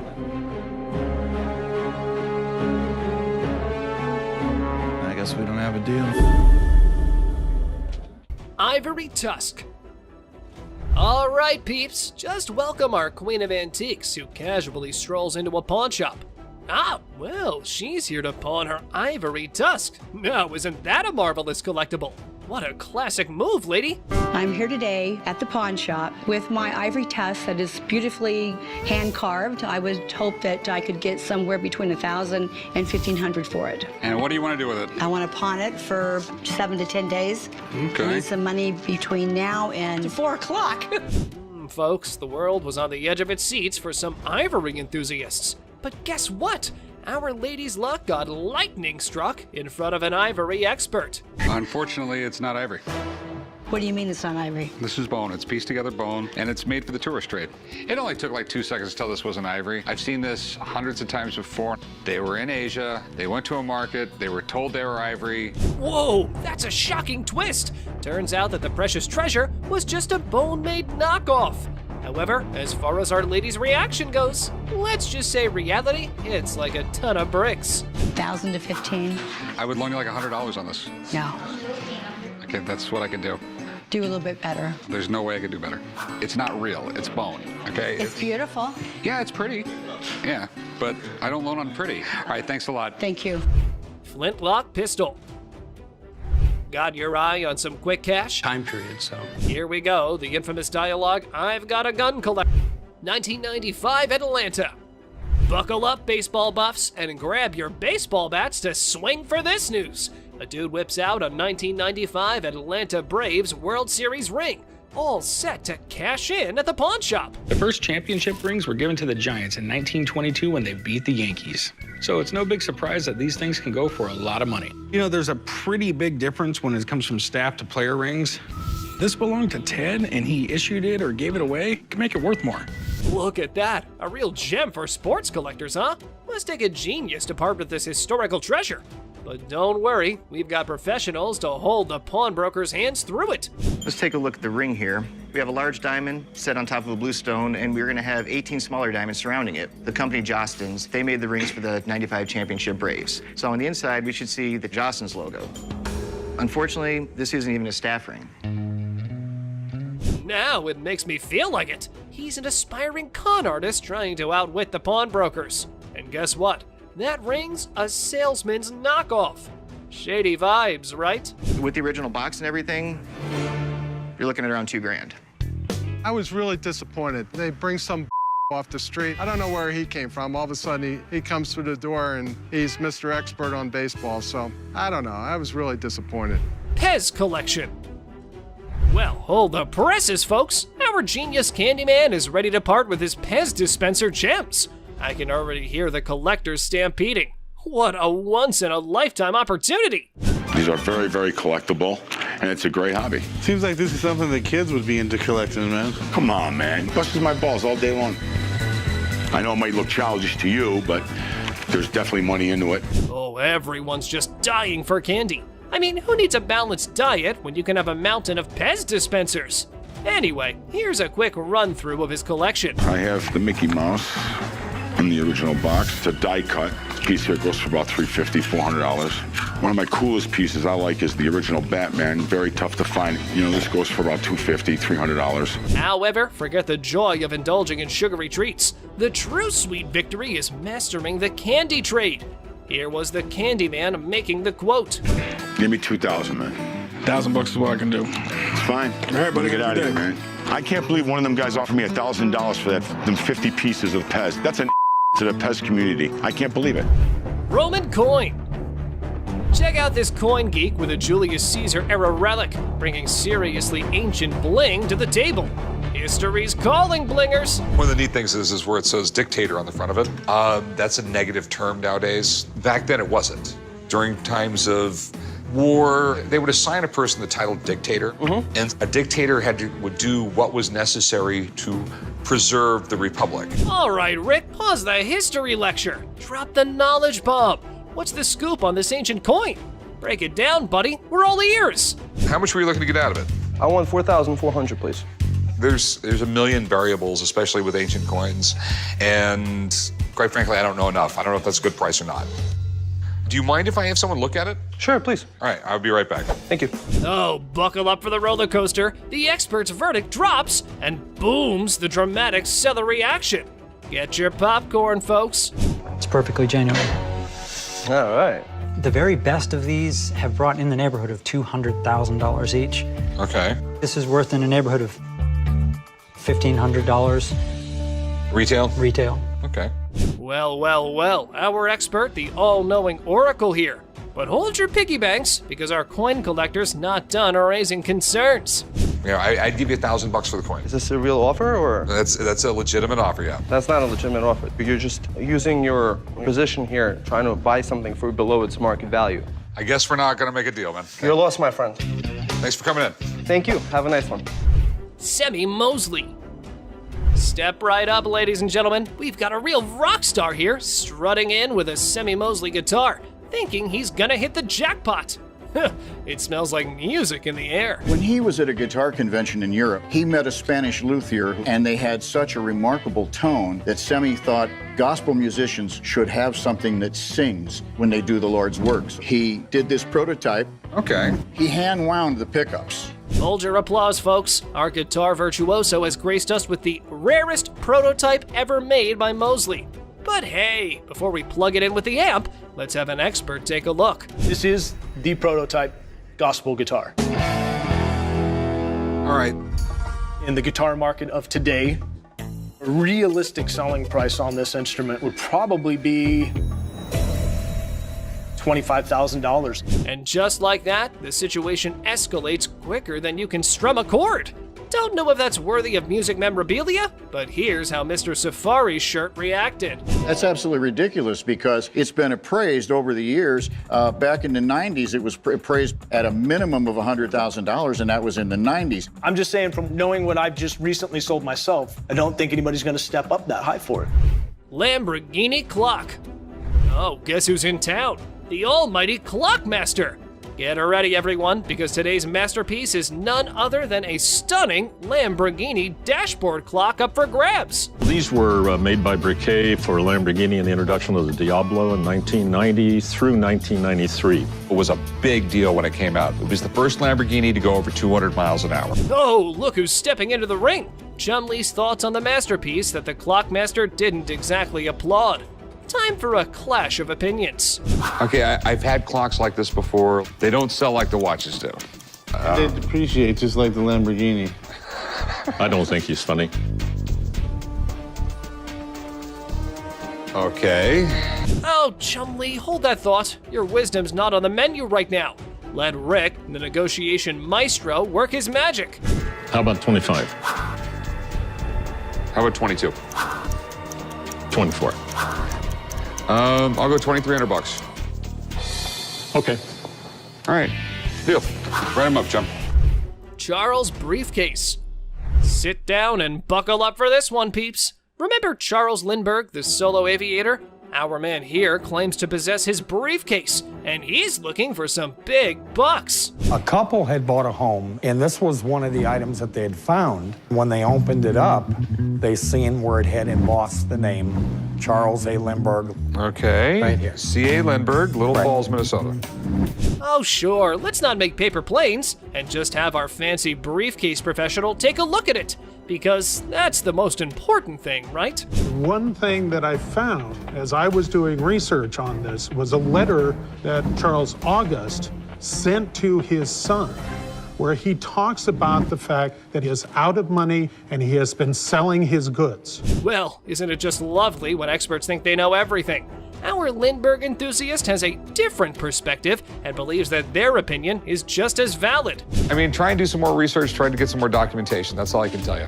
All right, will that change your mind? Depends on what you get, okay? All right, thank you very much. Have a nice day, man. All right. This did not belong to his father, and I will prove that when I come back. It's gonna cost a whole lot more. Led Zeppelin. Prepare your stairway to rock heaven. Cue the legendary Led Zeppelin. Our rock stars got an album signed by the Fab Four members. Because who needs stairs when you've got music magic? Hey, this is really amazing. Led Zeppelin is one of the greatest rock and roll bands of all time. Every one of their albums was in the top 10, and 6 of their albums were #1. Now, 4 signatures on an album, if this is real, I probably won't want to put it in the store. I want to bring it home. Hold up, rock enthusiasts. Let's not navigate this riff alone. Time to ring in the pros for some signature symphony guidance. Here's how that went. Based on everything I've seen, absolutely no doubt this is the real deal. Sweet. And what do you think it's worth? These things just really don't exist. But with that said, I put this value right at about $10,000 to $12,000. Whoops, that just triggered a button. But hey, Rick's unfazed by our shenanigans and smoothly sails on with the negotiation journey. My best price would be $17,500. This is history. Yeah, I mean, I'd go $8,500, but... I'm sorry. Okay. I appreciate the offer. Golden State Warriors ring. Guess what? Cupid's been busy, and our Romeo's on the hunt for a championship ring to dazzle the lucky fiancé.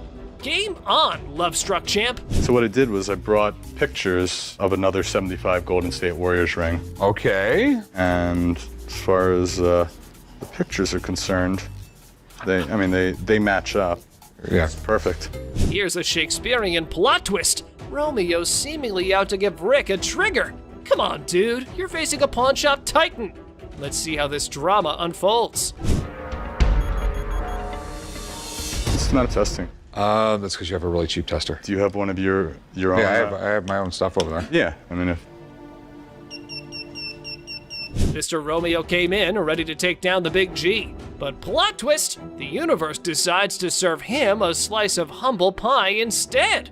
Anyways, here's how things went on from that point. Any 11 grand, that's what I can do. That's your bottom line? Yeah, Okay. best price.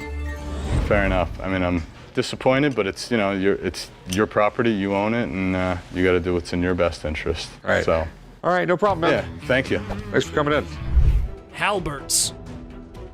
Ah, behold the wannabe warrior, armed not with valor, but with a stash of classic weapons. Who needs battles when you can make quick money selling halberts? The modern quest. These axes are in amazing shape. If we can prove these are real, I know I can easily sell them to a military collector. So how much are you looking to get for these halberts? I need 7,500 each. 7,500 each, all right. Oh, perfect idea. Our financially savvy warrior needs an expert battle opinion on pricing halberts. Because, you know, conquering markets is totally like conquering kingdoms. The thing that really concerns me about this piece is that the steel is really flimsy. You know, you whack somebody wearing armor with this thing, it's liable to bend or break. I'll conclude that this is probably from the Victorian period and is what I call the decorator piece. Well, congrats on that masterclass. But hey, guess what? Corey's uncrushable optimism still has a glimmer of interest in our warrior's equipment. I mean, if I were to make you an offer, I'd make you an offer of around $1,500. Are you talking a piece? No, I'm talking total. No, I'm not interested at all. Well, if I were you, next time I'd buy one, I'd call Craig too. All right? Appreciate it. All right, thank you. Bye. What you got here? That's a watch my grandmother gave me. Wow, this dude received a watch from his grandma, which is pretty sweet, right? But here's the thing. He's convinced it's solid gold and expects a fat stack of cash for it. Well, let's hook him up with the amount he's hoping for. Let's find out. 500. The problem is the metal on it is just stainless steel. Well, the metal on it is just stainless steel, so that's disappointing. But how will this guy take it? Yeah, you see this discoloration on the side? No. You don't see the rose? Whoa, hold up. This dude just flat out rejected it without even taking a peek. Talk about a major red flag, am I right? Less than explain. In between the links were gold plated. The gold plating had rubbed off. The watch had no value. And then this guy's like, can I get someone else to check it out then?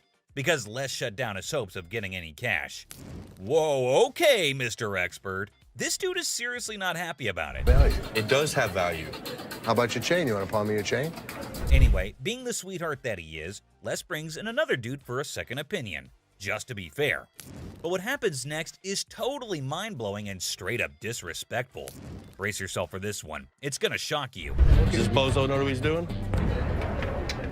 Well, I wouldn't really call him names. Seriously, this dude needs to chill and get a grip. I mean, who does he even think he is? Anyway, from that point on, things started spiraling down, and honestly, it's for all the right reasons. 500. Nothing. Stop being a bitch. Now, Les ain't about to tolerate any disrespect, and nobody should. And this jerk is about to experience a dose of his own medicine. And let me tell you, it's not a pretty sight. Check out what Les has in store for him. Give me my mother... Man, come over here and pick this bitch. Oh man, this dude is about to get serious flipping off, I kid you not. You know what goes down with idiots like him? They're in for a rude awakening. Yo, you, get him here. Let's go, my man. Have a good day, sir. Gotta admit, that was seriously hilarious. What did Les have to lose? Nothing at all. But this guy, oh yeah, he got exactly what he deserved. The man just couldn't stop with the curses. Sir, let yourself out. Let yourself out. Oh, you think this was intense? Well, hold on tight, because you haven't seen anything yet. So this dude walks in, right? And he brings in some equipment, no beating around the bush, and straight up expects a cool $100 for it. Can you believe that? Like, I'm trying to get at least 100 for it. $100? Yeah. I won't even be able to sell it. Well, the guy just flat out tells him that there's no way he can cough up $100. So the customer's disappointed. But hey, at least he's keeping his cool, right? So how much can you give me, man? 20 bucks? Well, we're clueless about what this dude's gonna pull off next. But hold up. Seth comes swooping in to handle the situation like a boss. Let's see how he tackles it. Sitting on the back? Do you know what it is? It don't matter how many you sitting on in the back. Because then I can't... Well, things are seriously heating up, and it's turning into a real mess. Seth tries to talk some sense into the guy, but he's just not cooperating. And instead, he's shouting like there's no tomorrow. Dollars for this. You paid $200 for that, I overheard? Yeah, I mean, Really, you pay 200. So Seth breaks it down for him, saying it's not even worth $100. But this dude is now causing a scene, making a big fuss that's grabbing everyone's attention, to be honest. I'm trying to get money for it. I've been waiting in this line for an hour. I need more than two. This guy seriously needs to calm down. He's dropping way too many curse words. And honestly, it's gonna be his one-way ticket out of the shop. That's when Les steps in to take charge. Let's see how that plays out. You gonna do old man? Who you calling old mother? Old man? No way, he actually said that? Like seriously, what the heck? This guy just keeps digging his own grave, making the situation even worse for himself. Brace yourself, because what he does next is gonna leave you absolutely stunned. Really, mother? I got this. I got it. You wanna give me more than 20? Oh my god, seriously? Can you believe it? This dude actually tried to mess with Les and thought he could get away with it without being kicked out. That's some messed up behavior right there. Like, what on earth was he even thinking? Wait for an hour. Really? Me? You? Well, he totally got what he deserved. But guess what? That's not even the end of it. Brace yourself for this next one. So, this lady strolls into the store wanting to treat herself to a fancy watch. She's all sweet and ready to drop some cash. What could possibly go haywire, right? Now, this lady is seriously contemplating whether she should go for it or not. So, what's your take on it, guys? You think she'll end up taking it or not? Hold up. Is that for real? She whips out a gift card with all this confidence, and hey, is that some kind of new payment method now? Ashley looks totally baffled by this turn of events. Not a gift cards. What would you call it? These are preferred customer. Right. Man, this lady is already super worked up the moment Ashley spills the beans that it's not a gift card. And she goes on to explain the situation. Talk about major agitation right off the bat. It allows you discounts on the sales floor. You can't swipe this card and apply. This lady is seriously caught off guard and maybe just can't handle the fact that it's not a gift card. And this customer is completely unreasonable, dude. But hey, props to Ashley for still trying to explain things calmly and patiently. Where do you see a swipe thing on this? Do you see a Someone needs to rein in this woman because the way she's throwing a fit over a gift card is seriously ridiculous. I mean, does she not even realize how foolish she looks? Just look at her, still going on and making an absolute spectacle of herself. Somebody want to buy a preferred gift card? There's not $100 on it. There's not. And last but not least, we get this other dude who goes absolutely bonkers. But here's the kicker. It's not about something he wants to buy or pawn. Now, you might be wondering, what on earth set him off then? Well, keep watching to find out. Hey, how you doing? I'm here to buy an engagement ring. No kidding, this guy is actually here to buy an engagement ring. Whoa, that's some exciting news, isn't it? Les coolly presents a selection of engagement rings, and you'd think everything would go smoothly, right? Well, except for the blaring car horns outside, because of course, nothing can be too easy. Oh, damn. So that's the reason for all the honking? There's a massive truck just sitting smack in the middle of the parking lot. Now, take a wild guess. Whose truck do you think that might be? Come on, give it a shot. It's not rocket science. Semi-truck. And then it's white gold. That's me. Sir, can you... Ding, ding, ding. It's none other than this guy. So Les politely requests him to move his truck from there. And what do you think his response was? Find your place to park? Oh man, come on now. I'm in a hurry. I can't be moving my truck in this. Yikes, did he seriously say that? I mean, how do some people not have basic common sense? Did he genuinely think he was doing the right thing? Les is clearly not putting up with it, and you could totally see that. You don't have an option. You have to move your truck. I'll be more than happy to show Can you believe this guy had the nerve to straight up say no? Well, let me tell you, things are about to take a turn for the worse for him. But just when he thought he couldn't dig himself any deeper, he goes ahead and proves you wrong. Why are you so rude? I'm not moving the damn truck. Byron, take over. Well, obviously he's about to get kicked out, and trust me, you gotta watch this. It's absolutely hilarious. Move the truck. Come on, man. That's wrong, bro. Next time, parking on the freeway. This dude should be totally embarrassed about his behavior. And oh boy, he didn't stop there. He just kept on going. And the last straw was this. Move your truck. Well, that's all the craziness you get to see today, guys. It started when this old man walked into the Pawn Stars shop carrying a semi-Mosley guitar, along with all the proper documentation. Little did he know what he was about to get himself into. And who do we have on the other side of the counter? None other than Rick Harrison himself, the proud owner of this legendary establishment. Let's see how this unfolds. Cool. I know a little bit about him. I know that he started off repairing guitars and then actually started making guitars. Rick wasted no time, man. He was all like, yo, spill the beans about that famous guitar. And the old man, who seemed to know everything about this valuable guitar, started sharing all the juicy deets. He had some seriously high expectations for the guitar, thinking it would rake in a crazy amount of cash. But hold up, let's not get ahead of ourselves just yet. Rick ain't one to take risks when it comes to buying stuff, you know. So he decides to bring in an expert to make sure he ain't getting played. Smart move, Rick. It's always a good idea to get a second opinion, especially when there's big money involved. And bam, here comes the expert himself, a dude who knows guitars like nobody's business. He's about to drop some serious knowledge on this situation. The expert took a look at the hype about Semi-Mosley guitar, which the old man thinks it's worth a fortune. Now, this is where things start to get interesting. Keep an eye out for those moments when the old man's high hopes are about to go down the drain. After a thorough examination, the expert was ready to deliver his verdict. It would probably be $25,000. Well, the guitar was in great shape, no doubt about it. But no way the market value hovers around $25,000. And just like that, the old man's hope went to waste. But the old man thought the expert was kidding, and he didn't take his opinion seriously. After the expert opinion, it was time for the final moment. And here comes the classic pawn shop thing. Obviously, we're not going to make a deal, so all I can tell you is good luck. Thanks. And oh, did I see it right. This thing ended even without a start. Well, I'm glad it saved some misery for Rick. Knowing that the guitar was worth way more than just $25,000, he left. And just like that, the deal hit a brick wall. The old man's unrealistic expectations collided head-on with the reality of the market. But next we have a total moron who shows up at the Pawn Stars shop. The old man who thought he hit the jackpot, but in the end, reality bit him in the you-know-where. So this another wild encounter is with our favorite goofball Chum Lee. The episode starts with Chum Lee going to meet Buck, the owner of an antique pirate ship. Buck's got this badass pirate boat, and it can hit speeds of up to 60 miles per hour on land. Now that's some crazy shit, my dudes. Chum Lee's eyes lit up like fireworks when he saw this epic pirate ship. You got a boat. It is a boat. Does it float? No. You can tell he's itching to make a deal, but he knows he can't go rogue without Rick's permission. Well, the first thing he did was to send Rick a picture of this crazy giant. While waiting for Rick's reply, Chum Lee decides to go have a little fun on the ship. Woo! I'm on a boat!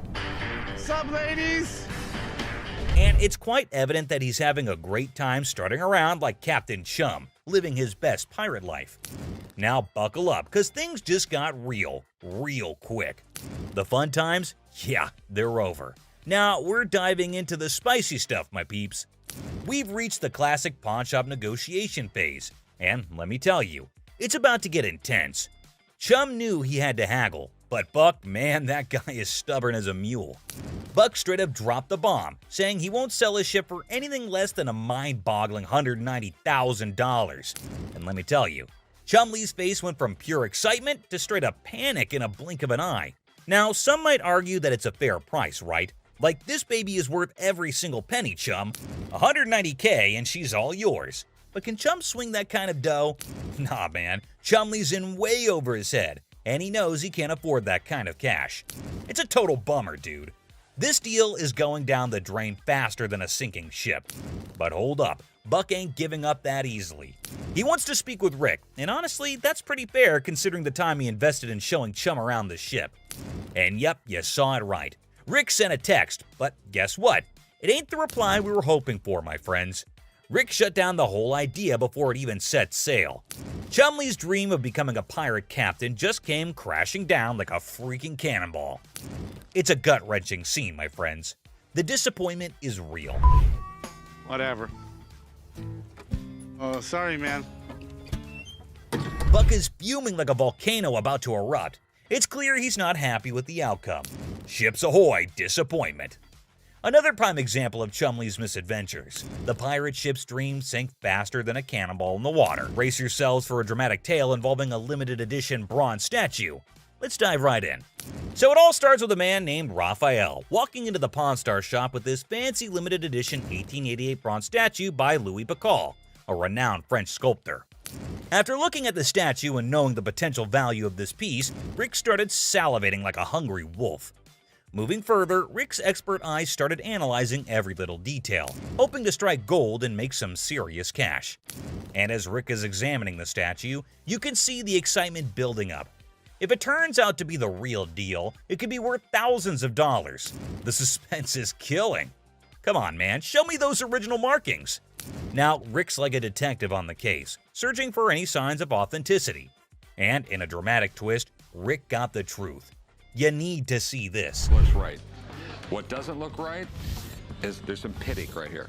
And that crack right there is from when they casted it. It didn't happen later. The statue has been recast. Oh, the disappointment is real, my friends.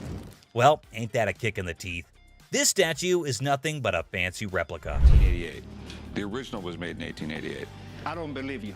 Okay, I mean... Raphael's hopes went up in smoke, and the idiotic mistake is laid bare. I don't care what you say. I don't care what you tell me, but I know you're full of You know... Looking at Raphael, it sure is clear that he's not taking the news well. He's about to unleash his frustration on Rick, and things are about to get heated. And what did we see? Looking at the heated argument, Rick's bodyguard was just about to get in the scene, but Rick stopped them.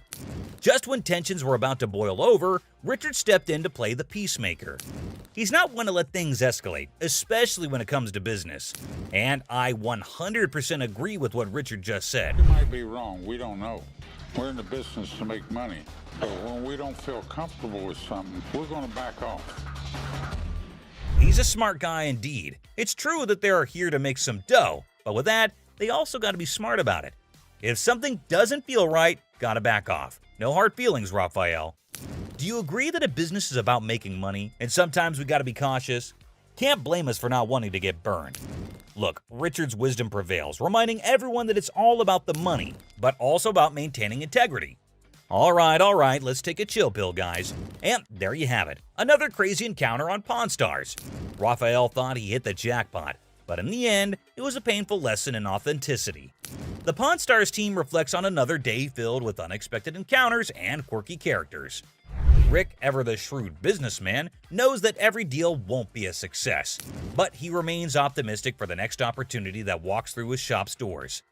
The customers may have acted like real idiots, overestimating the value of their valuables, but it's all part of the pawn shop's charm.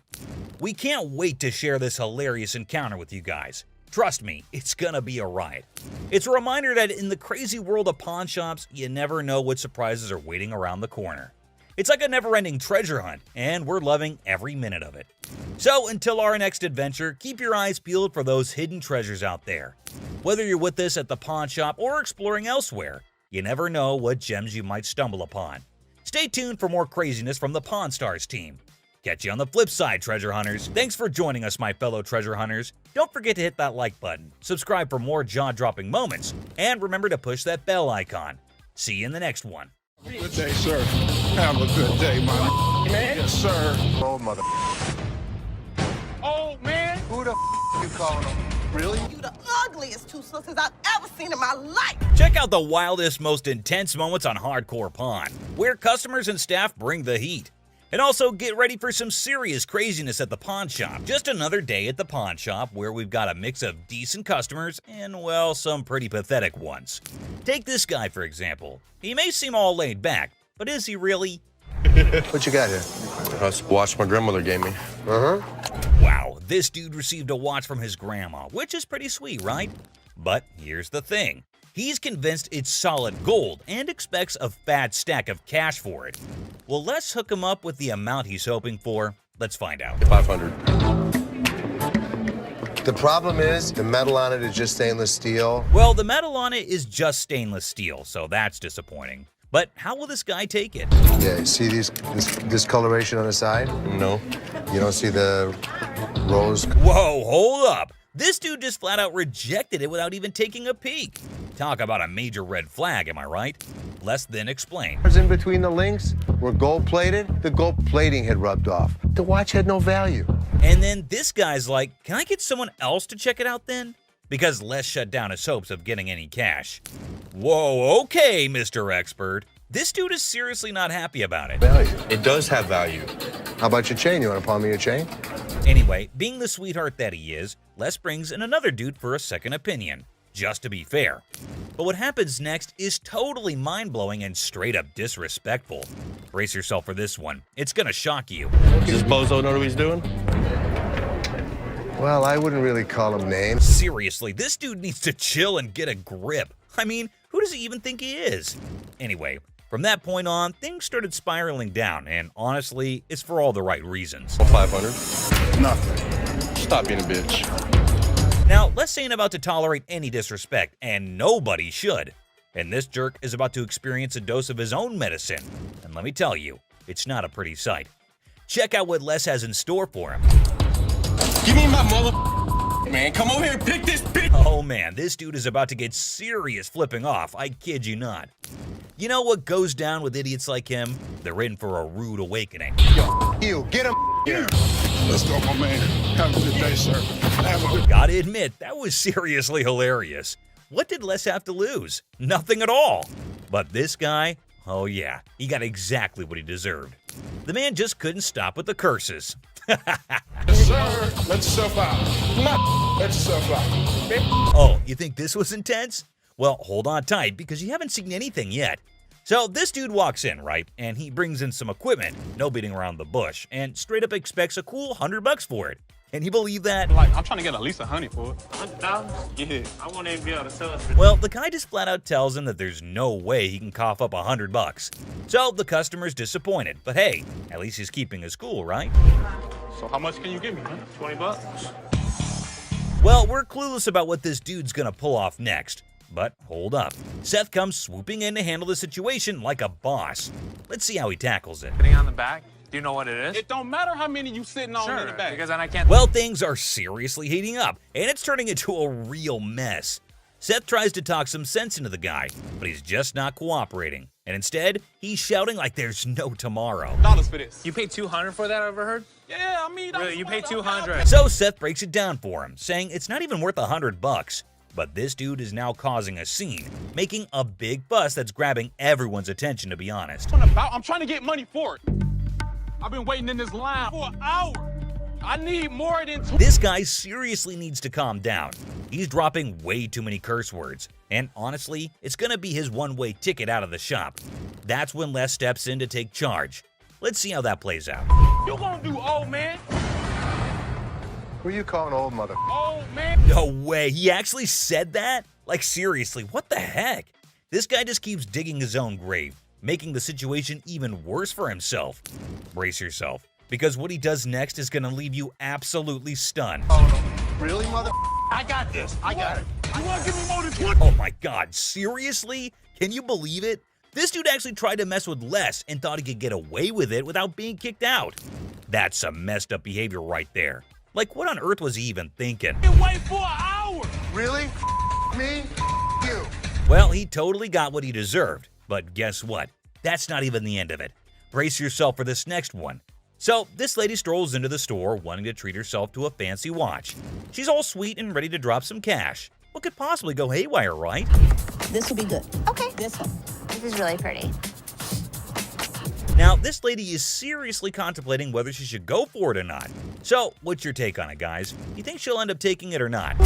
That's really pretty. It's really pretty. Good on you. That was 100. 100. Okay. She went for it. Well, everything's going pretty darn smooth so far. I don't want to jinx it, though, so let's just wait and see what unfolds next. Here. No. What is this? It's a $100 gift card. $100 gift card? Hold up. Is that for real? She whips out a gift card with all this confidence, and hey, is that some kind of new payment method now? Ashley looks totally baffled by this turn of events. Not a gift cards. What would you call it? These are preferred customer. Right. Man, this lady is already super worked up the moment Ashley spills the beans that it's not a gift card. And she goes on to explain the situation. Talk about major agitation right off the bat. It allows you discounts on the sales floor. You can't swipe this card and apply. This lady is seriously caught off guard and maybe just can't handle the fact that it's not a gift card. And well, she's getting a bit too aggressive, folks. You know, the kind that usually gets shown the door and tossed out of the shop. Turn around and swipe it, okay? There's no swiper on this. So you telling me I'm losing? I gotta say, this lady is giving me some major secondhand embarrassment. I mean, it's crystal clear that the card cannot be swiped. Like, come on, that's basic common sense. But no, this woman just kept on making a complete fool out of herself. I don't understand up in here, okay? What is she gonna swipe? Hold on one second, let me explain this to her. Man, the way this woman is yelling, it won't be long before she gets the boot from the pawn shop. This customer is completely unreasonable, dude. But hey, props to Ashley for still trying to explain things calmly and patiently. But where do you see a swipe thing on this? Do you see a Someone needs to rein in this woman because the way she's throwing a fit over a gift card is seriously ridiculous. I mean, does she not even realize how foolish she looks? Just look at her, still going on and making an absolute spectacle of herself. Somebody want to buy a preferred gift card? There's not $100 on it. There's not. Man, people can really lose it sometimes. It's wild. And last but not least, we get this other dude who goes absolutely bonkers. But here's the kicker. It's not about something he wants to buy or pawn. Now, you might be wondering, what on earth set him off then? Well, keep watching to find out. Hey, how you doing? I'm here to buy an engagement ring. No kidding, this guy is actually here to buy an engagement ring. Whoa, that's some exciting news, isn't it? Les coolly presents a selection of engagement rings, and you'd think everything would go smoothly, right? Well, except for the blaring car horns outside, because of course, nothing can be too easy. Oh, damn, so that's the reason for all the honking? There's a massive truck just sitting smack in the middle of the parking lot. Now, take a wild guess. Whose truck do you think that might be? Come on, give it a shot. It's not rocket science. Semi-truck. And then it's white gold. That's me. Sir, can you... Ding, ding, ding. It's none other than this guy. So Les politely requests him to move his truck from there. And what do you think his response was? Find your place to park? Oh man, come on now. I'm in a hurry. I can't be moving my truck in this. Yikes, did he seriously say that? I mean, how do some people not have basic common sense? Did he genuinely think he was doing the right thing? Les is clearly not putting up with it, and you could totally see that. You don't have an option. You have to move your truck. I'll be more than happy to show you. Can you believe this guy had the nerve to straight up say no? Well, let me tell you, things are about to take a turn for the worse for him. But just when he thought he couldn't dig himself any deeper, he goes ahead and proves you wrong. Why are you so rude? I'm not moving the damn truck. Byron, take over. Well, obviously he's about to get kicked out, and trust me, you gotta watch this. It's absolutely hilarious. Move the truck. Come on, man. That's wrong, bro. Next time, parking on the freeway. This dude should be totally embarrassed about his behavior. And oh boy, he didn't stop there. He just kept on going. And the last straw was this. Move your truck! Silver Surfer. Oh, guess what? We've got a bona fide comic enthusiast here. Big surprise. Like, who isn't, right? Well, this guy's taking his passion to a whole new level. Feast your eyes on what he brings in. That's the Silver Surfer. Silver Surfer. Life size. Tell me about it. Well, this was a display for the Fantastic Four Rise of the Surfer movie. They made 1,500 of these, and plywood board. It is wrapped in a vac metal plastic wrap. Oh, what a shocker. It's a collector's item. But hold up emotions, people, because it's got a price tag. I'm not sure if the experts are going to agree. Well, online, these things go for $3,000. Actually, Silver Surfer was voted in the top 50 recognizable comic book heroes in America. I mean, I really went $2,000 for it. I am willing to buy this from you for $500. Hey, genius. If you're after that dream price, maybe hit up a comic store. Selling your treasure trove at a pawn shop? Yeah, real brainiac move here, buddy. 900 bucks. That's it. Think I'm gonna have to walk. All right, well, it was a pleasure. We're gonna go surfing on home. See you later. Custom-made electric chair. Folks, take a puff. We've witnessed all sorts of weirdness at the pawn shop, but this fella's cranked it up a notch. Check out his wild sell list. So tell us a little bit about them. We have Halloween retail stores. This is a custom-made electric chair. There's a whole show if you guys want to see it. Sure, go ahead, show us. Hell yeah! I'm really into this kind of thing. This might be the new feature at my house on Halloween. Oh, just what we all need. A bedside toy that screams Halloween 24/7. No biggie, except it's art, not like living in a slasher fic or anything. So we're looking to get about $8,000. Brand new, they're just above $9,000. And that makes a lot of sense. Right. Buy a used one that's 6 years old. Well, the cool thing about this one is that they don't make them like this anymore. You're right, they don't. The new ones are digital. Well, guys, Mr. Ambitious over here is dead set on this mystery item. Heaven knows what his grand plan is, but Les has a style for a bargain. Thank you very much for bringing Thank it in. We appreciate it. Thanks, man. Damn it. I'm a little disappointed that I gotta schlep it back home, but with Michigan being, like the #1 state for haunted houses and attractions and things like that. Elephant skull haggle. Oh, guess what? No fancy sofa, no blingy ring, and no one-of-a-kind car to pedal? No worries. How about you trade an elephant skull for some greens? Because that's normal, right? Skull of an elephant. Really? Very unusual. It's very unusual. My best friend had it, passed away, and I inherited this one. It's where the tusk were. I understand that. It came from Africa? Yeah, right. Well, I So- can promise you nobody has ever brought in an elephant skull, ever. That I can Little tell you. unique. Ever wondered where one finds a thing like that? Well, surprise, surprise, there's a thriving market for massive elephant skulls. Yeah, you heard it right. Skull heads. 1,000. That's as low as I'm gonna go. Let me talk to my elephant expert. Africans are buying now for $2,300 and the Asians are $1,900. The good part was, it's worth the money. There is a demand for elephant skulls, but I'll be damned if I'm giving it away. Okay, peeps. When Les locks onto something, prepare for a solar eclipse, because he's not releasing his grip. Anyway, there's a plot twist in this pawn shop drama. I got $700 bills waiting for me. $750. $700. And if you think it's worth $50 for you to schlep it home, It isn't. Schlep it. It isn't. Schlep it. I'll give it to you for $7. You got a deal. Thank you very much. Thank Come you. right Thank over you. here. We'll Thank take you. care All of right. it. All right. Yeah. Mark, thank you. Bone rattler. Okay, people, the granddaddy of speed in the house. Ready to snatch up a drag racing car from the pawn shop? Who knew shuffleboard was just a warm-up? This guy is an expert. He knows all about drag racers. So does Jeff. Jeff is my jeweler, but he's much more knowledgeable with engines than I am. The guy that sold it to me said it cost him $85,000 to put it together. Probably clipping along at about 250 miles an hour. Fire this puppy up. I don't know how to start it. Gather around, youngsters. We got a drag racing sage here, boasting a mere 30 years under his belt. So the wisdom dump is here, as he schools the pawn shop owner. You know how to start him? Sure. I knew you did. How long have you been racing dragsters? For about 30 years. Oh. You ready for this? I'm ready when you are.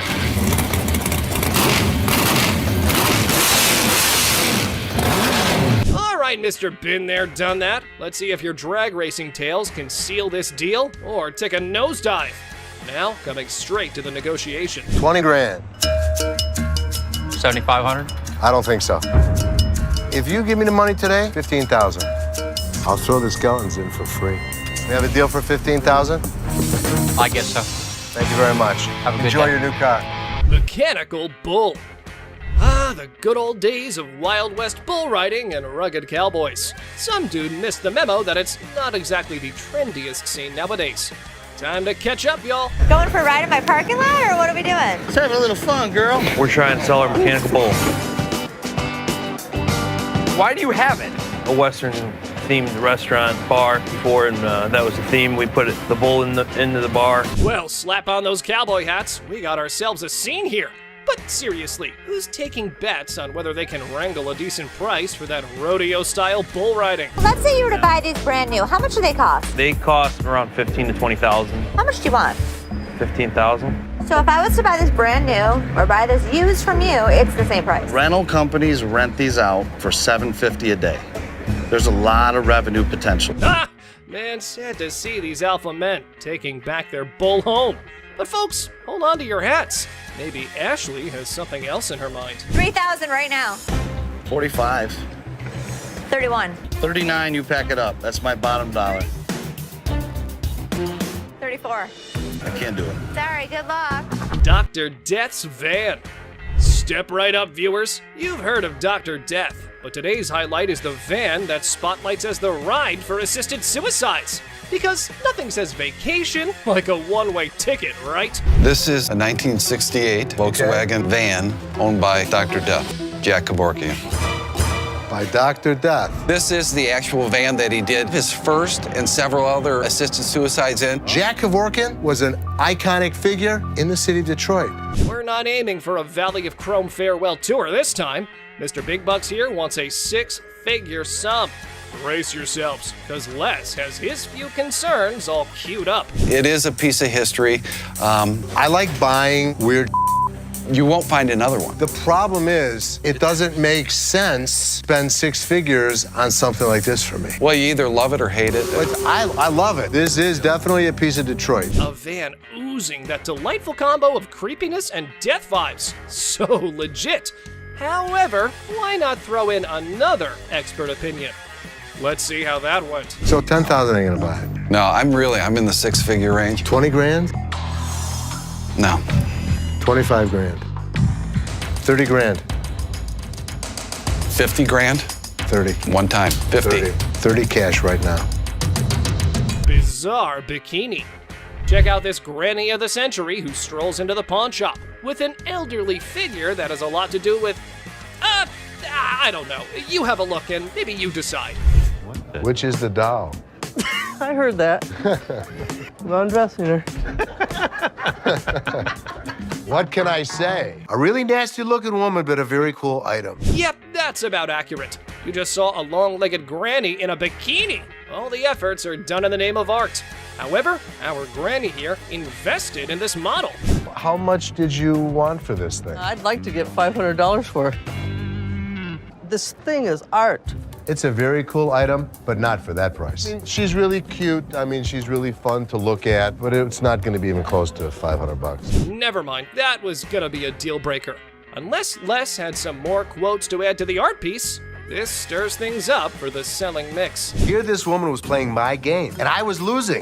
200. 190. I'll take it. Will he stop? Okay, schlep it home. You know, I heard my dad saying it wasn't worth the extra $10. Bull. She wants 200. Latex vacuum bed. Look who's spicing up the pawn shop scene. This dynamic duo's got a latex vacuum fetish bed up for grabs. You know, just your average afternoon errand. Latex vacuum bed. A what? A latex vacuum bed. So you have sex with latex? Pretty much. It's like the autoerotic asphyxiation. Pretty much, yeah. Bobby J surprisingly knew exactly what this thing was. All right, I was wondering, who needs candlelit dinners when you can have vacuum-sealed intimacy? I'm not here to judge. However, here's a quick demonstration. So normally when Felix has his hand over his mouth, normally what they like. I actually used it. Are you breathing? There we go. Not gonna work. It's working. Everyone's a critic when it comes to, what's the word? Innovative sleeping arrangements. Yeah, there we go. And we aren't sure if that ever went up for the big sale. Used it. So how could you not want to do this with him? Because I don't want to suffocate. It's not for everybody. I'm familiar with the bed. Very much so. Just imagine having sex and he don't have to hold you. Perfect. Well, now we got that out of the way. Just a normal fine day when this guy walks into the pawn shop that belonged to his Aunt Mary. And guess what? She wasn't just some guitar lover or a casual Les Paul fan. Aunt Mary just a guitar fan, or no, Les Paul's wife? This belonged to Mary Ford? Mary Ford. Yes, you heard him right. She was actually Mary Ford, the wife of the legendary Les Paul himself. Pretty surprising, right? Les Paul is practically a legend in the music world. He's known for creating the Log, which was one of the earliest electric guitars, and he held patents for various innovations in pickups, amplifiers, and pretty much everything related to electric guitars. In the 1950s, Les Paul and Mary Ford topped the charts with over a dozen #1 hits and sold millions upon millions of records. So the seller is hoping to get $250,000 for this collection. The big question is it really worth that much? And is it still in good enough condition to fetch a high price? Let's find out. Rick Harrison calls for Drew, the expert from Authentic Autographs Unlimited, who specializes in forensic document examination. He then carefully examines the signature on the guitar and remarks that Les Paul had a unique and straightforward signature style. Interestingly, Drew notes that he never included his last name when signing autographs. Then Rick asked the seller, how much is he expecting from it? So he was like, I want $250,000 for it. But someone in the comments section went all out and said that those papers would fetch a whopping $190,000 if Joe Bonamassa got his hands on them. Another user totally agreed with him and even said that if this guitar showed up in the right magazine, some millionaire rock star would easily drop at least $200,000 for it. But here's the main part. Did the pawn shop actually make any profit? Hell yeah, they did! Once the show aired, they wasted no time and threw that bad boy up on eBay. And guess what? They scored a whopping $110,000 for it. They ended up making a cool $20,000 profit, guys. Now that's what I call a successful hustle. Next up, we have a customer who came in trying to sell a sword that was supposedly forged by the famous Yasutsugu family, known for making weapons for badass samurais back in the day. But here's the twist. The seller looked familiar to Corey. It turned out that he had been there before to sell a trophy.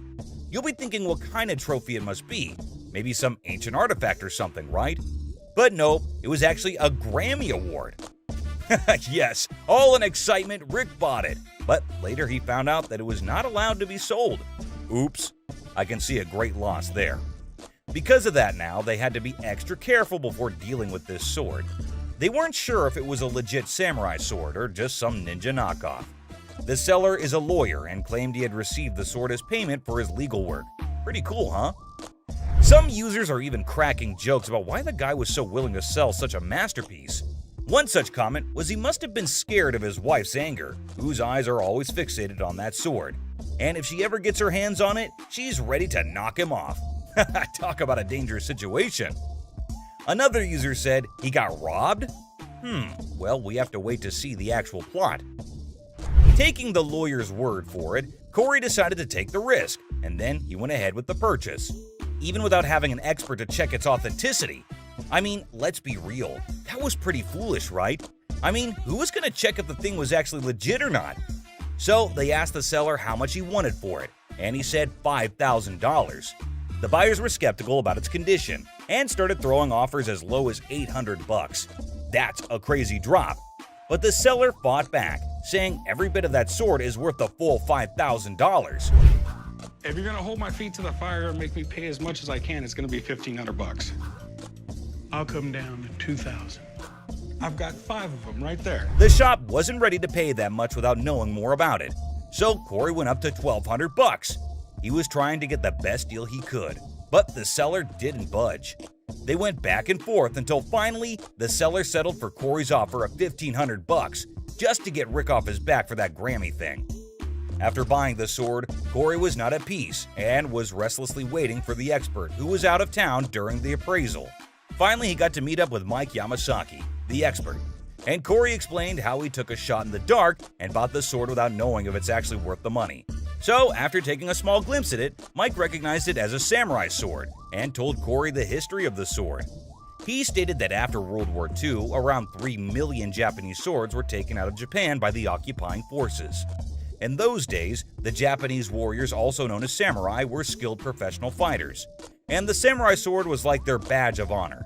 If you didn't have one, no way you could call yourself a samurai, man. Then Mike decided to inspect the sword and took a closer look at it. This is the proper way to take apart a Japanese sword. They've been doing this style for centuries. Well, after the inspection was done, the expert discovered that the sword belonged to a super important samurai with ties to Japan's imperial family, probably from the 5th generation. Now, here was the interesting part. The Yasutsugu family only worked for high-level samurai, and their signature mark, like a logo, was detailed on the handle. It's the family crest of the Tokugawa family, who ruled Japan for a couple of centuries. And if anyone tried using it without permission, they'd end up losing their heads, along with their whole damn family. Scary, right? Well, it seemed that the sword had some serious historical value. Now, the big question is, how much is it worth in today's time? After considering the condition, the expert estimated that it can be restored for around $3,000. But here's the exciting part. After the restoration and blade sharpening, Corey could potentially sell it for a whopping $15,000. That's a tenfold increase from what he paid for it initially. So there you have it. Corey took a risk, bought the sword without knowing its true value, and it turned out to be a jackpot. But that was indeed a risky game. But does it always turn out to be luck, or sometimes they just lose everything? Well, here's the thing. Hector, the seller, had no idea about the pistol's origin. They got this fancy style called grotesque, with all these weird-looking human and animal shapes. In the market now, Rick's super curious if this thing is actually worth anything. The expert takes a quick look and comes up with an estimate, even though Alex said it was worth $5 grand. Rick always pulls out the excuse that it's hard to sell, and there aren't many buyers out there. After a short negotiation, the seller settles for a mere $200. I know, Rick decided to take a chance at $1,000. Damn. Well, let's watch if it works. I got my headphones on, so I can't hear you. So after successfully restoring the item and getting it in working condition, that's a crazy profit of $4,800. Absolutely hard to believe, right? Someone even commented that Rick straight up robbed Hector in broad daylight. Users are not holding back with their savage opinions. Well, keeping everything aside, this was indeed one of the craziest profits earned at Pawn Star Shop. Moving on. In this episode, Rick bought what he thought. Turns out this metal had a Russian background. Back in 1795, Poland got. So what we got here is a Russian order, and that's what this metal represents. It's a piece of history that dates back 800 years. Pretty neat, huh? Well, neat in the sense of 800 years of Poland's struggles, constantly being conquered, reconquered, and fighting for their freedom throughout their entire history. Users also shared how this whole episode reminded them of their beloved history classes back in their school days. It brought back memories of learning about the triumphs, tragedies, dramas, and even the occasional humor that filled those lessons. With the background story out of the way, Rick finally gets down to the burning question. What's the damn thing worth? Because obviously he bought it without knowing its worth. I took a big shot in the dark. How big a shot? Less $6,000 I can sense the tension all over his body. Finally, the expert takes a closer look at the metal and starts talking about how it was probably made in St. Petersburg by a company called the House of Bolin. And guess what? They were like the main competitors to Fabergé. So we're talking about a metal of Fabergé quality here. Crazy enough to give Rick some hope. Finally, he does. Aren't you curious just like me? 30 to 40 grand. $30,000 to $40,000. That's incredible. Damn, the metal is valued at around $30,000 to $40,000? That's awesome. And it definitely brought a big wide smile on Rick's face. But hold up. Sadly, Craig has some serious concerning news for him. Apparently, the market for this specific metal is pretty thin, meaning there's not much chance for Rick to sell it easily. Talk about a check he can't cash. But hey, Craig's always got a solution up his sleeve. So he got in contact with a guy in Germany who has a box for this metal, has the ribbon for it, and even the breast star. It's all part of a set, you see, but there's a big hole in the guy's box, specifically for the neck order. And Craig just knew that he finally found a potential buyer for the metal, someone who needs to complete their set. Now, both the parties are ready to strike a deal. Those perks. One person made a comment praising the honesty of Craig, noting how he offered a price range for the metal that matched its actual value of $30,000 to $40,000. Despite knowing that Rick had only paid $6,000 for it, Craig could have easily offered a lower price, like $12,000, and made a huge profit. But instead, he respected Rick and still managed to make some money while being fair. This man named Randy walked into the store with a huge-ass vending machine. He believes that his machine is from the 1940s. Candy? Yes, sir. You know who loves candy, right? This guy. Well, chum, we know your love for candies. But is this deal as sweet as them? This machine sure has Chum's heart, but Randy doesn't even know if it works, and neither does he have the keys to it. Well, let us look into what Chum thinks about it and whether he thinks it would be worth the cost. Just taking a look at it, I mean, it looks pretty rough shape. There's a lot of rust on it. It sure needs a good restoration, but Randy wants $1,000 for it. Man, it already needs so much work to be done. I personally don't think it's worth investing so much, but who am I to suggest? Oh, how the chum had been schooled by experience. A lesson etched deep into the fibers of his being. Scarred by past misjudgments and Rick's scoldings, he now approached each decision with newfound caution. But hold on to your seats, for the words that spilled from the expert's lips were nothing short of astonishing. Get ready to be astonished, for the expert's revelation is nothing short of extraordinary. Whoa. Oh boy. Right? The guts are missing. So what this needs... Man, it is empty inside. All the mechanisms are missing. The expert saved Chum's ass today on this one. The expert adds that in this condition, the machine is max $300. Whoa, that was a low blow for Randy, it seems. He cannot believe the price dropped from $1,000 to just $300. Up and running and painted, obviously. $4,500. $4,500. Okay. Well, this machine is asking too much. Chum noticed it and got the bargain straight from $1,000 to $75. And they just shook hands on $100. But a deal is a deal. Let's see how Chum restored it and made it a good sales machine for his own bars. Whoa! Holy chum bar! Check it out, right? That is freaking awesome. Whoa, the machine is brand new again. No one can even imagine how it was before. And I know you're thinking no one got furious here. But hey, the video doesn't end here. You see, Rick was not so happy about the sweet gift lying in the garage. Why are your candy bars in it? That's the gift it keeps on giving, Rick. That thing, you can sell it for $6,500 today. Dollars off it every day for the rest of its life.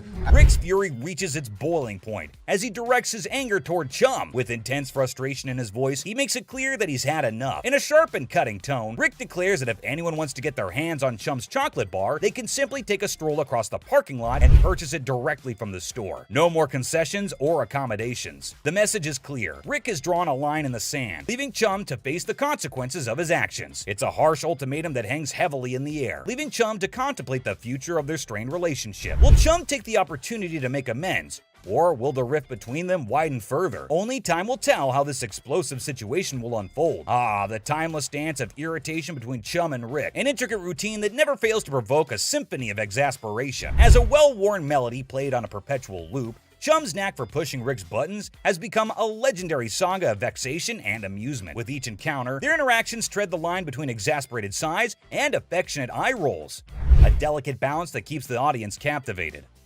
The sparks of frustration fly freely, igniting a wild dynamic that has become an integral part of the show's charm.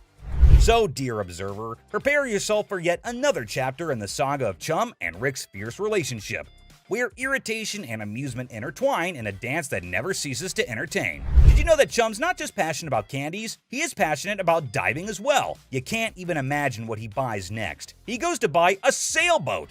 Yes, you heard it right, a full sailboat. Rick was unhappy about the candy machine. You can't even imagine how he's gonna react to this deal. Give you that. Minus a little bit of paint and, a little glue and some elbow grease, I think it's in great condition. In the realm of high-stakes negotiations, a pivotal moment emerged when Chumlee laid his cards on the table, offering a seemingly irresistible deal for a remarkable boat priced at $7,000. But Chum couldn't agree on this price. It was too much. The air crackled with anticipation as the weight of the proposition hung in the balance, threatening to tip the scales of Rick's patience. It was a make-or-break moment that had the potential to send shockwaves through their long-standing relationship. The stakes were set, and the tension mounted like a pressure cooker nearing its boiling point. Could this be the tipping point that would send Rick over the edge, leading him to unleash his wrath upon Chumlee? The suspense was palpable, and we are eagerly awaiting the outcome of this risky transaction. Chum made a really nice bargain, and came to $3,800 as the closing price. The boat, I realized I was gonna need somewhere to park. Since it's such a beauty, a better place than right in front of the pawn shop. All right, start right there. Oh boy, get ready for the inevitable fireworks when Rick lays eyes on a massive boat about to be parked right in front of the pawn shop. You just know trouble's brewing. Rick's face turns crimson with anger as he witnesses the chaos ensuing in the parking lot. Shouting fills the air, ropes are flailing about, and the situation is spiraling out of control. Now, it's up to you to decide how Rick will react. Will he burst out of the shop like a raging bull, ready to lay down the law and restore order? Or will he take a moment to cool down and approach the situation with a level head? Brace yourself for the dramatic clash that lies ahead. What insanity do you guys have going on? What's going on here? But hold on, there's a twist in this tale. Chum steps forward, determined to explain his actions, and hopeful that Rick will actually commend him for his endeavors. With a mix of confidence and trepidation, Chum begins to share his motivations and the reasoning behind his seemingly chaotic actions. He lays it all out, hoping that Rick will see the brilliance behind his plan. What do you think? How will Rick respond? Will he give Chum the recognition and praise he desires, surprising everyone with his understanding and appreciation? Or will he continue to be infuriated, dismissing Chum's explanation as nothing more than an attempt to cover up his reckless behavior? Here comes a roller coaster of emotions as this captivating scene unfolds before your eyes. I need a spot to park your 27-foot sailboat that I just bought you. A look of profound disappointment washes over Rick's face, his eyes conveying a mixture of frustration and exasperation. He can't help but feel let down by Chumlee once again. With a raised voice, Rick unleashes his discontent, emphasizing the absurdity of the low price Chumlee has set for the boat. In a biting remark, Rick suggests that if the boat is being sold at such a bargain, one can only imagine the true condition and quality of the vessel. He acknowledges the undeniable truth that a good boat worth its weight in value would never be sold at such a low cost. The disappointment in Rick's voice is palpable as he grapples with the reality of the situation. and his frustration with Chumley's decision-making. It's a moment that highlights the clash of expectations and the unrelenting nature of their dynamic. Poor Corey gets dragged into it for no apparent reason. Supposed to be a manager. You handle this. We're not going to have a boat in the parking lot. Put the boat somewhere. And where I'd like you to put it, I really can't say. Poor Chum, yet again, not appreciated for any efforts. As if the mounting list of Chum's blunders wasn't already enough to incite Rick's fury, an air of suspense fills the room as Chum finds himself teetering on the precipice of yet another foolish choice. Tension crackles in the atmosphere as we hold our breath, waiting to see if Chum will repeat his pattern of misguided decisions. The weight of anticipation hangs heavy, like a dark cloud looming overhead. In the midst of this suspenseful moment, Rick's anger simmers beneath the surface, ready to erupt like a volcano. The stakes are high, and the consequences of Chum's potential misstep could be dire. Prepare to have your mind blown. Have you ever heard of a street-legal pirate ship? No worries if you haven't, because it was a revelation for me too. Picture this: a captivating vessel that sails through the streets instead of the high seas. This audacious individual is actually selling a pirate ship that doesn't navigate water, but instead driven around during parades and events. The sheer novelty of this concept is enough to make your jaw drop. Can you imagine the spectacle of a fully decked out pirate ship roaming the streets, spreading swashbuckling cheer and captivating onlookers? It's an unconventional twist on the nautical adventure, where imagination takes flight on wheels instead of waves. A fascinating change that challenges traditional boundaries and sparks the imaginations of all who encounter it. For a ship, you can actually drive 60 miles an hour on the highway. This is awesome. In a moment of anticipation, Chum captures a picture of the pirate ship and eagerly sends it to Rick, seeking his seal of approval. It's no secret that Chumley's heart is set on acquiring this extraordinary vessel. However, Rick's response reveals a familiar pattern. He doesn't always share Chum's level of enthusiasm. Despite Chumley's unwavering excitement, Rick's support wavers, casting a shadow of doubt over Chum's aspirations.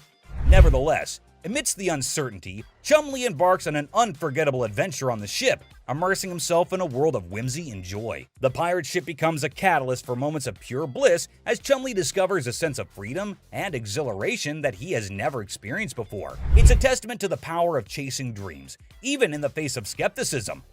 Join Chumley as he embraces the sheer thrill of sailing on that ship, creating memories that will last a lifetime. If I can make a deal, Rick will think I'm the man. As the wind tousled Chumley's hair and the weather played its part, a symphony of elements converged to enhance his adoration for the float even further. Each gust of wind whispered its approval as if urging him to embrace the exhilaration that danced in the air. The perfect weather conditions seemed to align, creating an enchanting atmosphere that heightened his connection with the pirate ship. With every passing moment, Chumley's affection for the vessel grew as if it were infused with magical essence. In the midst of it all, Chumley savored the joy and freedom that enveloped him, cherishing the sensation of pure bliss as he sailed through the streets on the ship that had captured his heart. As Chumley eagerly awaits Rick's response, hoping for validation and support, his heart sinks when he reads the crushing words that appear on his screen. Rick's text delivers a blow that pierces Chumley's enthusiasm, leaving his spirit wounded and his dreams deflated. The message, like a dagger to the heart, shatters the joy and optimism Chumley had been clinging to. The heartbreaking reality sets in as he realizes that Rick's words don't align with his own deep-rooted passion for the pirate ship. It's a moment of profound disappointment as Chumley grapples with the stark contrast between his own excitement and Rick's lack of endorsement. Emotions swirl within him: hurt, confusion, and a tinge of resentment. I'm sure he's not going to buy it. He doesn't have any money on him. But he's an idiot. Amidst the tangled web of desires and concerns, Corey possesses a keen understanding of Chumley's nature. He recognizes that once the request to abstain is made, Chumley is unlikely to proceed with the purchase. In this aspect, Rick's fears find resonance in Corey's assessment. The rational part of their minds acknowledges the validity of Rick's concerns. Even if Chumley were to succumb to impulsive desires and make a foolish decision, the stark truth remains: the price of the pirate ship far surpasses his financial means. It looms above his allowance like an insurmountable hurdle, a barrier that cannot be breached without dire consequences. The clash between longing and practicality creates a dilemma that Chumley must confront head-on. Will he heed the warnings and let go of the unattainable dream? Or will he risk it all in pursuit of his heart's desire? The outcome hangs precariously in the balance as Chumley grapples with the weight of responsibility and the allure of the forbidden. The owner wanted $250,000 for it. Man, that is a little too much. The last bargain he could agree on was $190,000, man. That is still so much money. Chumley was so sure that Rick would want to get it, until he checks his phone. Do not buy the float. That was Rick, my boss. Man had been driving Chumley around all of the efforts and explaining it. And all for what, man? Just to get rejected on a text message? Whatever. Oh, sorry, man. Man, I really feel so bad for Chumley. Everyone gives an attitude to my boy here, and he just takes it all. Well, enough of Chumley. Sometimes even Rick makes a mistake, and the great Harrison is not at all happy about this one. A captivating scene unfolds as Bill strides into the store, his presence immediately catching the attention of the Pawn Stars crew. In his possession, he carries a Wells Fargo Strongbox, an intriguing artifact that exudes a sense of mystery and historical significance. As if that weren't enough, he adds to the spectacle by unveiling antique balls and chains, further piquing the curiosity of everyone present. Bill, confident in his offering, sets the price at a hefty $2,000. A sum that raises eyebrows and sets the stage for a fascinating negotiation. We got a Wells Fargo Strongbox and some antique ball and chain. Okay, you do have a... The anticipation builds as the Pawn Stars team contemplates the value and potential of this unique collection. Will they be able to strike a favorable deal that satisfies both Bill's expectations and their own interests? With his vast knowledge and years of experience, Rick's expertise comes to the forefront as he steps into the bargaining arena. Determined to navigate the deal without relying on external advice, confident in his abilities, he draws upon his extensive understanding of historical artifacts and market trends to assess the true value of Bill's offering. Rick's sharp mind is like a well-honed tool, dissecting the details and uncovering the hidden gems within the collection. As the negotiation unfolds, his eloquence and persuasive arguments come alive, revealing a masterful display of wit and intellect. Rick's knowledge becomes a formidable weapon, allowing him to strike a delicate balance between fair pricing and maximizing the potential of the transaction. It's a testament to his experience and a showcase of his ability to thrive in the world of bargaining, showcasing the power of a sharp mind in the pursuit of a favorable deal. Electrically welded. See how these have arcs from an arc welder? Sure, okay. Okay, and my other big concern? As Rick utters the phrase "other concern," a flicker of suspicion dances in his eyes, indicating that there may be more at play than just the handcuffs. His discerning gaze scrutinizes the items within the Wells Fargo Strongbox, sensing something amiss. What could it be? A forged antique? A replica masquerading as a genuine artifact? The anticipation mounts, and the negotiation takes an unexpected turn as Rick dives deeper into his investigation. Determined to unveil the secrets concealed within the box, Rick further adds that the box might actually be real, but the stuff in it is absolutely not. So that made him a little concerned about it, to which the man explains that the stuff was not in the box. He just kept it all in there. You always see a Wells Fargo Strongbox and an old Hollywood Western, so this will definitely get a lot of interest from collectors. The bargain started at $1,200, but hey, we know Rick. He is damn good at bargains. He finally sealed the deal at $450. But obviously, we need a piece of expert advice over here. Mark, the man with all his knowledge and his beard, is called back to the store. Have you already bought this? That sounds bad. Mark further tells Rick the bad news. It was a complete fake. Damn it, Rick. Looks like Harrisons get pissed off on this show. But hey, another day, another lesson to be learned, right? Kicking off with this episode, which is sure to give you quite a jolt. Hey, how's it going? The episode just starts with a casual conversation between Rick and an old man. But look what he's got. Yes, my friends, you just laid eyes on an 1884 Colt that was used in the Wyoming Range War, also known as the Johnson County War. Goes with it. There's nothing like a good book after a good shooting. That's what I always say. And not to forget the book that comes with it. I mean, you gotta keep the rare flock together.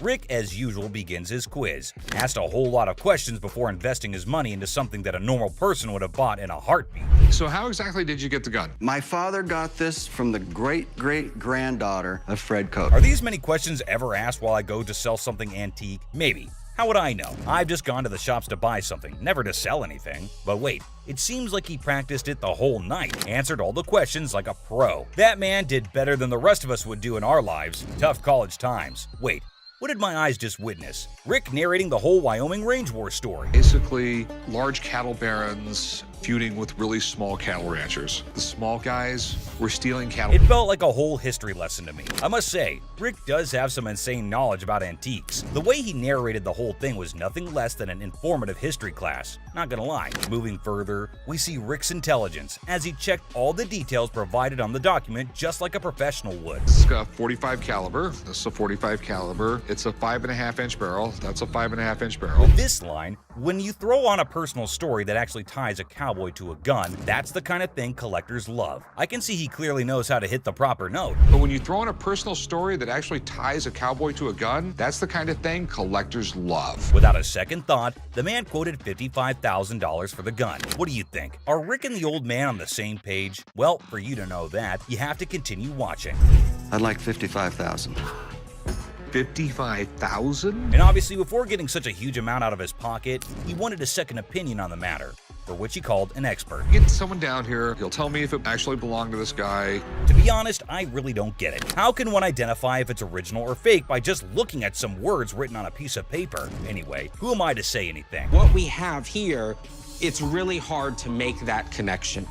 Some facts were served right there. Like clearly, who else if not Rick would know more than for how much something like that goes in his shop. And you know, Pawn Stars is all about who bargains best to make the most profit. So let's see who gets to cut the cake tonight. And just when he thought things couldn't get crazier, Rick dropped the price and set his bet to $1,500. And all that effort went to waste right in front of your eyes.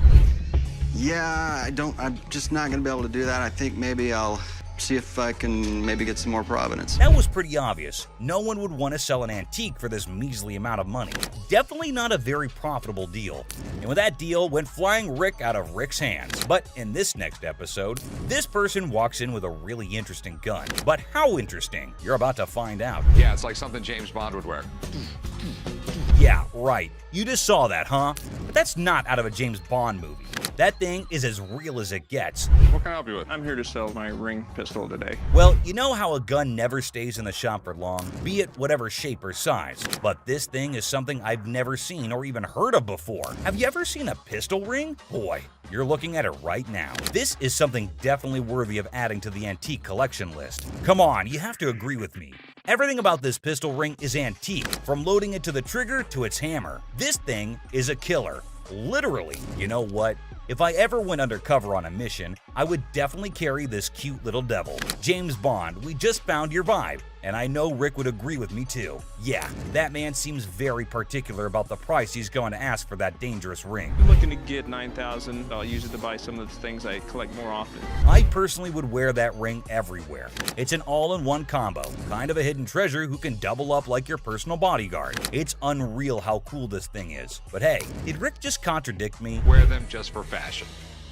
Damn. Rick has got a good sense of humor, not gonna lie. Seriously, getting hit by that mini pistol ring would definitely hurt your ego hard, man. It's also seriously a gun. I mean, it would really hurt getting shot with this thing. And oh, I kid you not when I say that the man clearly did his homework right. He literally asked for $9 grand in the blink of an eye. I mean, that piece truly is a showstopper. But that expensive? Damn. A $9 grand. They're pretty rare. So what happened is that the deal took an intense turn, and Rick, being the smartest in this show, had to prove it. So before finalizing the deal, he wanted a bit of expert advice. I mean, that's always better than regretting later, right? So let's see what the expert had to say about this antique pistol ring. The European gunsmiths, they were making all kinds of little weird things. This is the Imperial Protector. Basically, looks like this tiny mean machine has taken down quite a few people in the past. So it must cost a bomb. But let's hear it from the expert himself. For $11,500. Okay. Thanks, Tony. I really appreciate it. Whoa, I never expected that. $11.5K? That's crazy. And just look at the size of that thing. That thing is golden for sure. But as you know, Rick plays by his own rules. And I'm curious to know what he has to offer.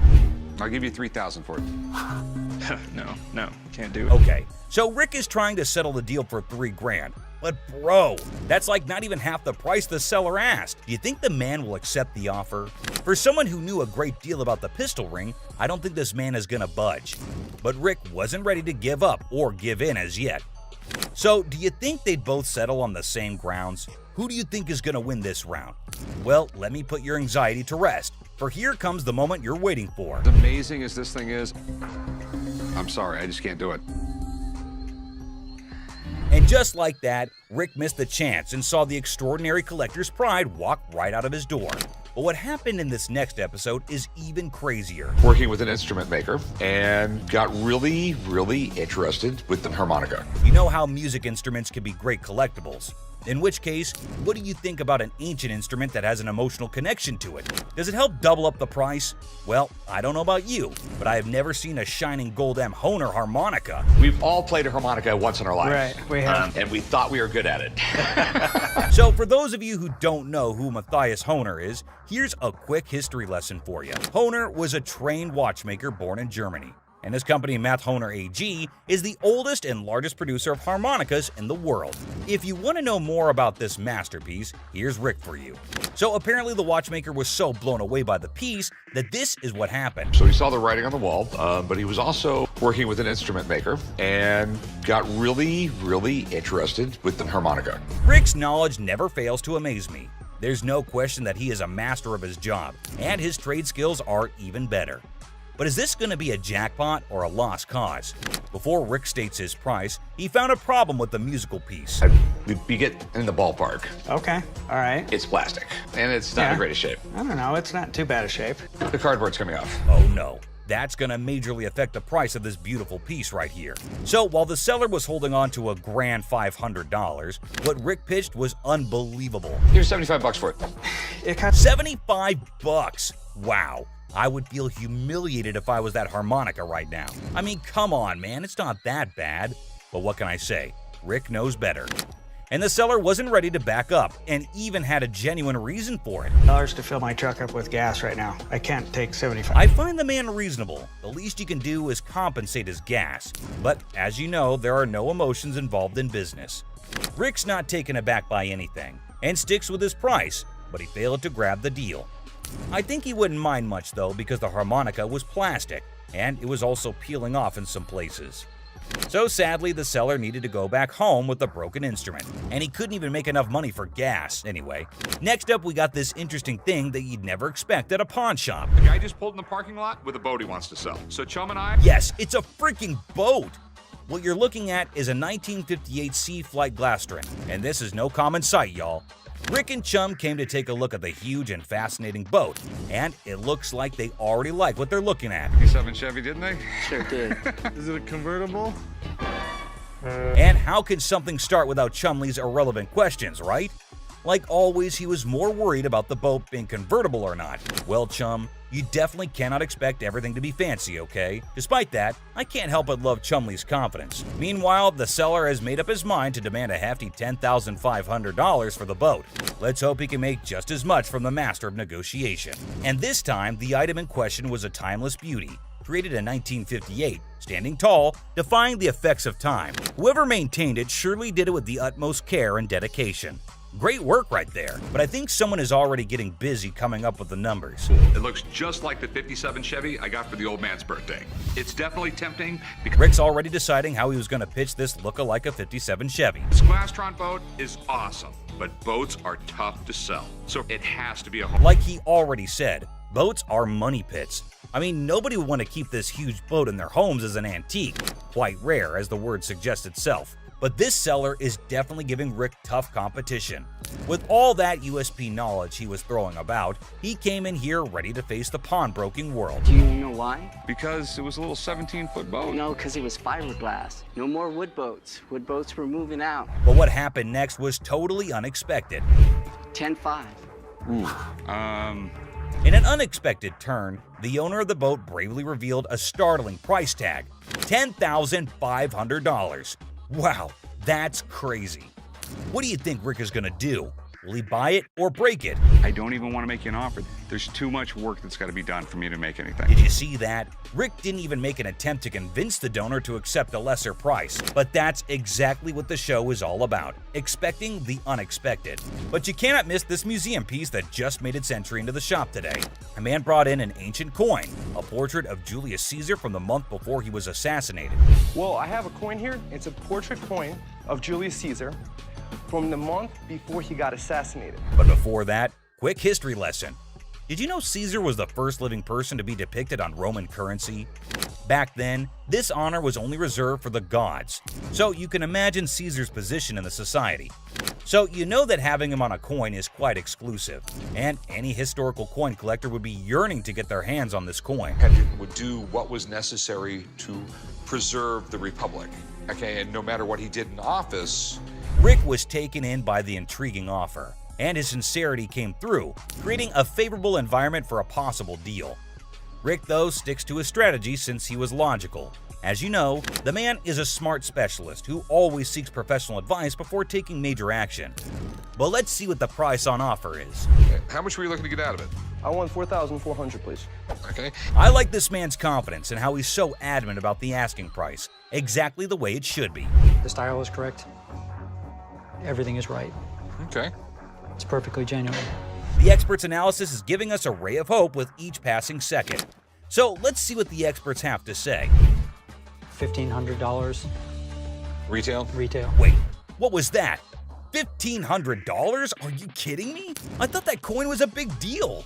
But what just happened? It's ridiculous. I mean, sometimes you can never explain how things turn out to be in the pawn world. Just like this episode where a man walked in claiming to have a 1951 Yankees team signed ball. 1951 Yankees team signed baseball. For those who may not know, the New York Yankees of the 1940s and 1950s were the most dominant team in baseball history. They won 10 World Series titles only between 1947 and 1962. Including their 5 consecutive World Series victories from the 1949 to 1953 season. However, things have now taken a turn, and the glory remains in history. Coming back to the item in concern, the seller also claimed that the ball had the signatures of around 22 to 23 Yankee players from around that time, and out of all of them, it had the signatures of Joe DiMaggio and Mickey Mantle. Had about 22, 23 signatures on The year 1951 holds a special place in baseball history, as it was Joe DiMaggio's final season and Mickey Mantle's first. Also, Yankees won their 14th World Series that year. Buckle up, because this episode is sure to amaze you. My grandfather went to a game in 1951 with my mother and received The seller said that it was his grandfather who managed to get this iconic baseball. According to him, his grandfather went to a game in 1951 with his mother and received the autographs from a friend of his that was involved with the team. Well, sounds fair enough to me. Baseball doesn't really mean a lot to me. It's got some family heritage, but it's a baseball. I wonder why so many people want to sell something that has an emotional connection with them. But the seller's reason behind selling such an iconic ball seems pretty fair to me. This would be perfect for the company softball game. Charlie, I'm fixing to hit you. Charlie was trying to play the fool, but Benjamin remained unaffected, steadfastly focused on the business at hand. Benjamin saw nothing but the business and got right back into it. I don't trust this guy. I don't trust nobody, especially when they're trying to sell me. Benjamin, I can feel you totally. It's not like we don't trust anybody, but it's always better to be sure when there's a ton of money involved. No doubt the expert had to be called in. I do believe that this is a genuine 1951 Yankees baseball. Whoa, it looks like there's some good news for the man, and we might see some bills going out of the shop. But wait, don't be sure. You never know when the deal goes south. I think $3,000 is a reasonable amount for the ball. With audacity that leaves me breathless, a staggering demand of $3,000 was quoted for the ball. And it's quite obvious as well. After all the authentication and the proof, anyone would ask for that kind of money. They fired about $800. But wait, what? Benjamin just quoted $800?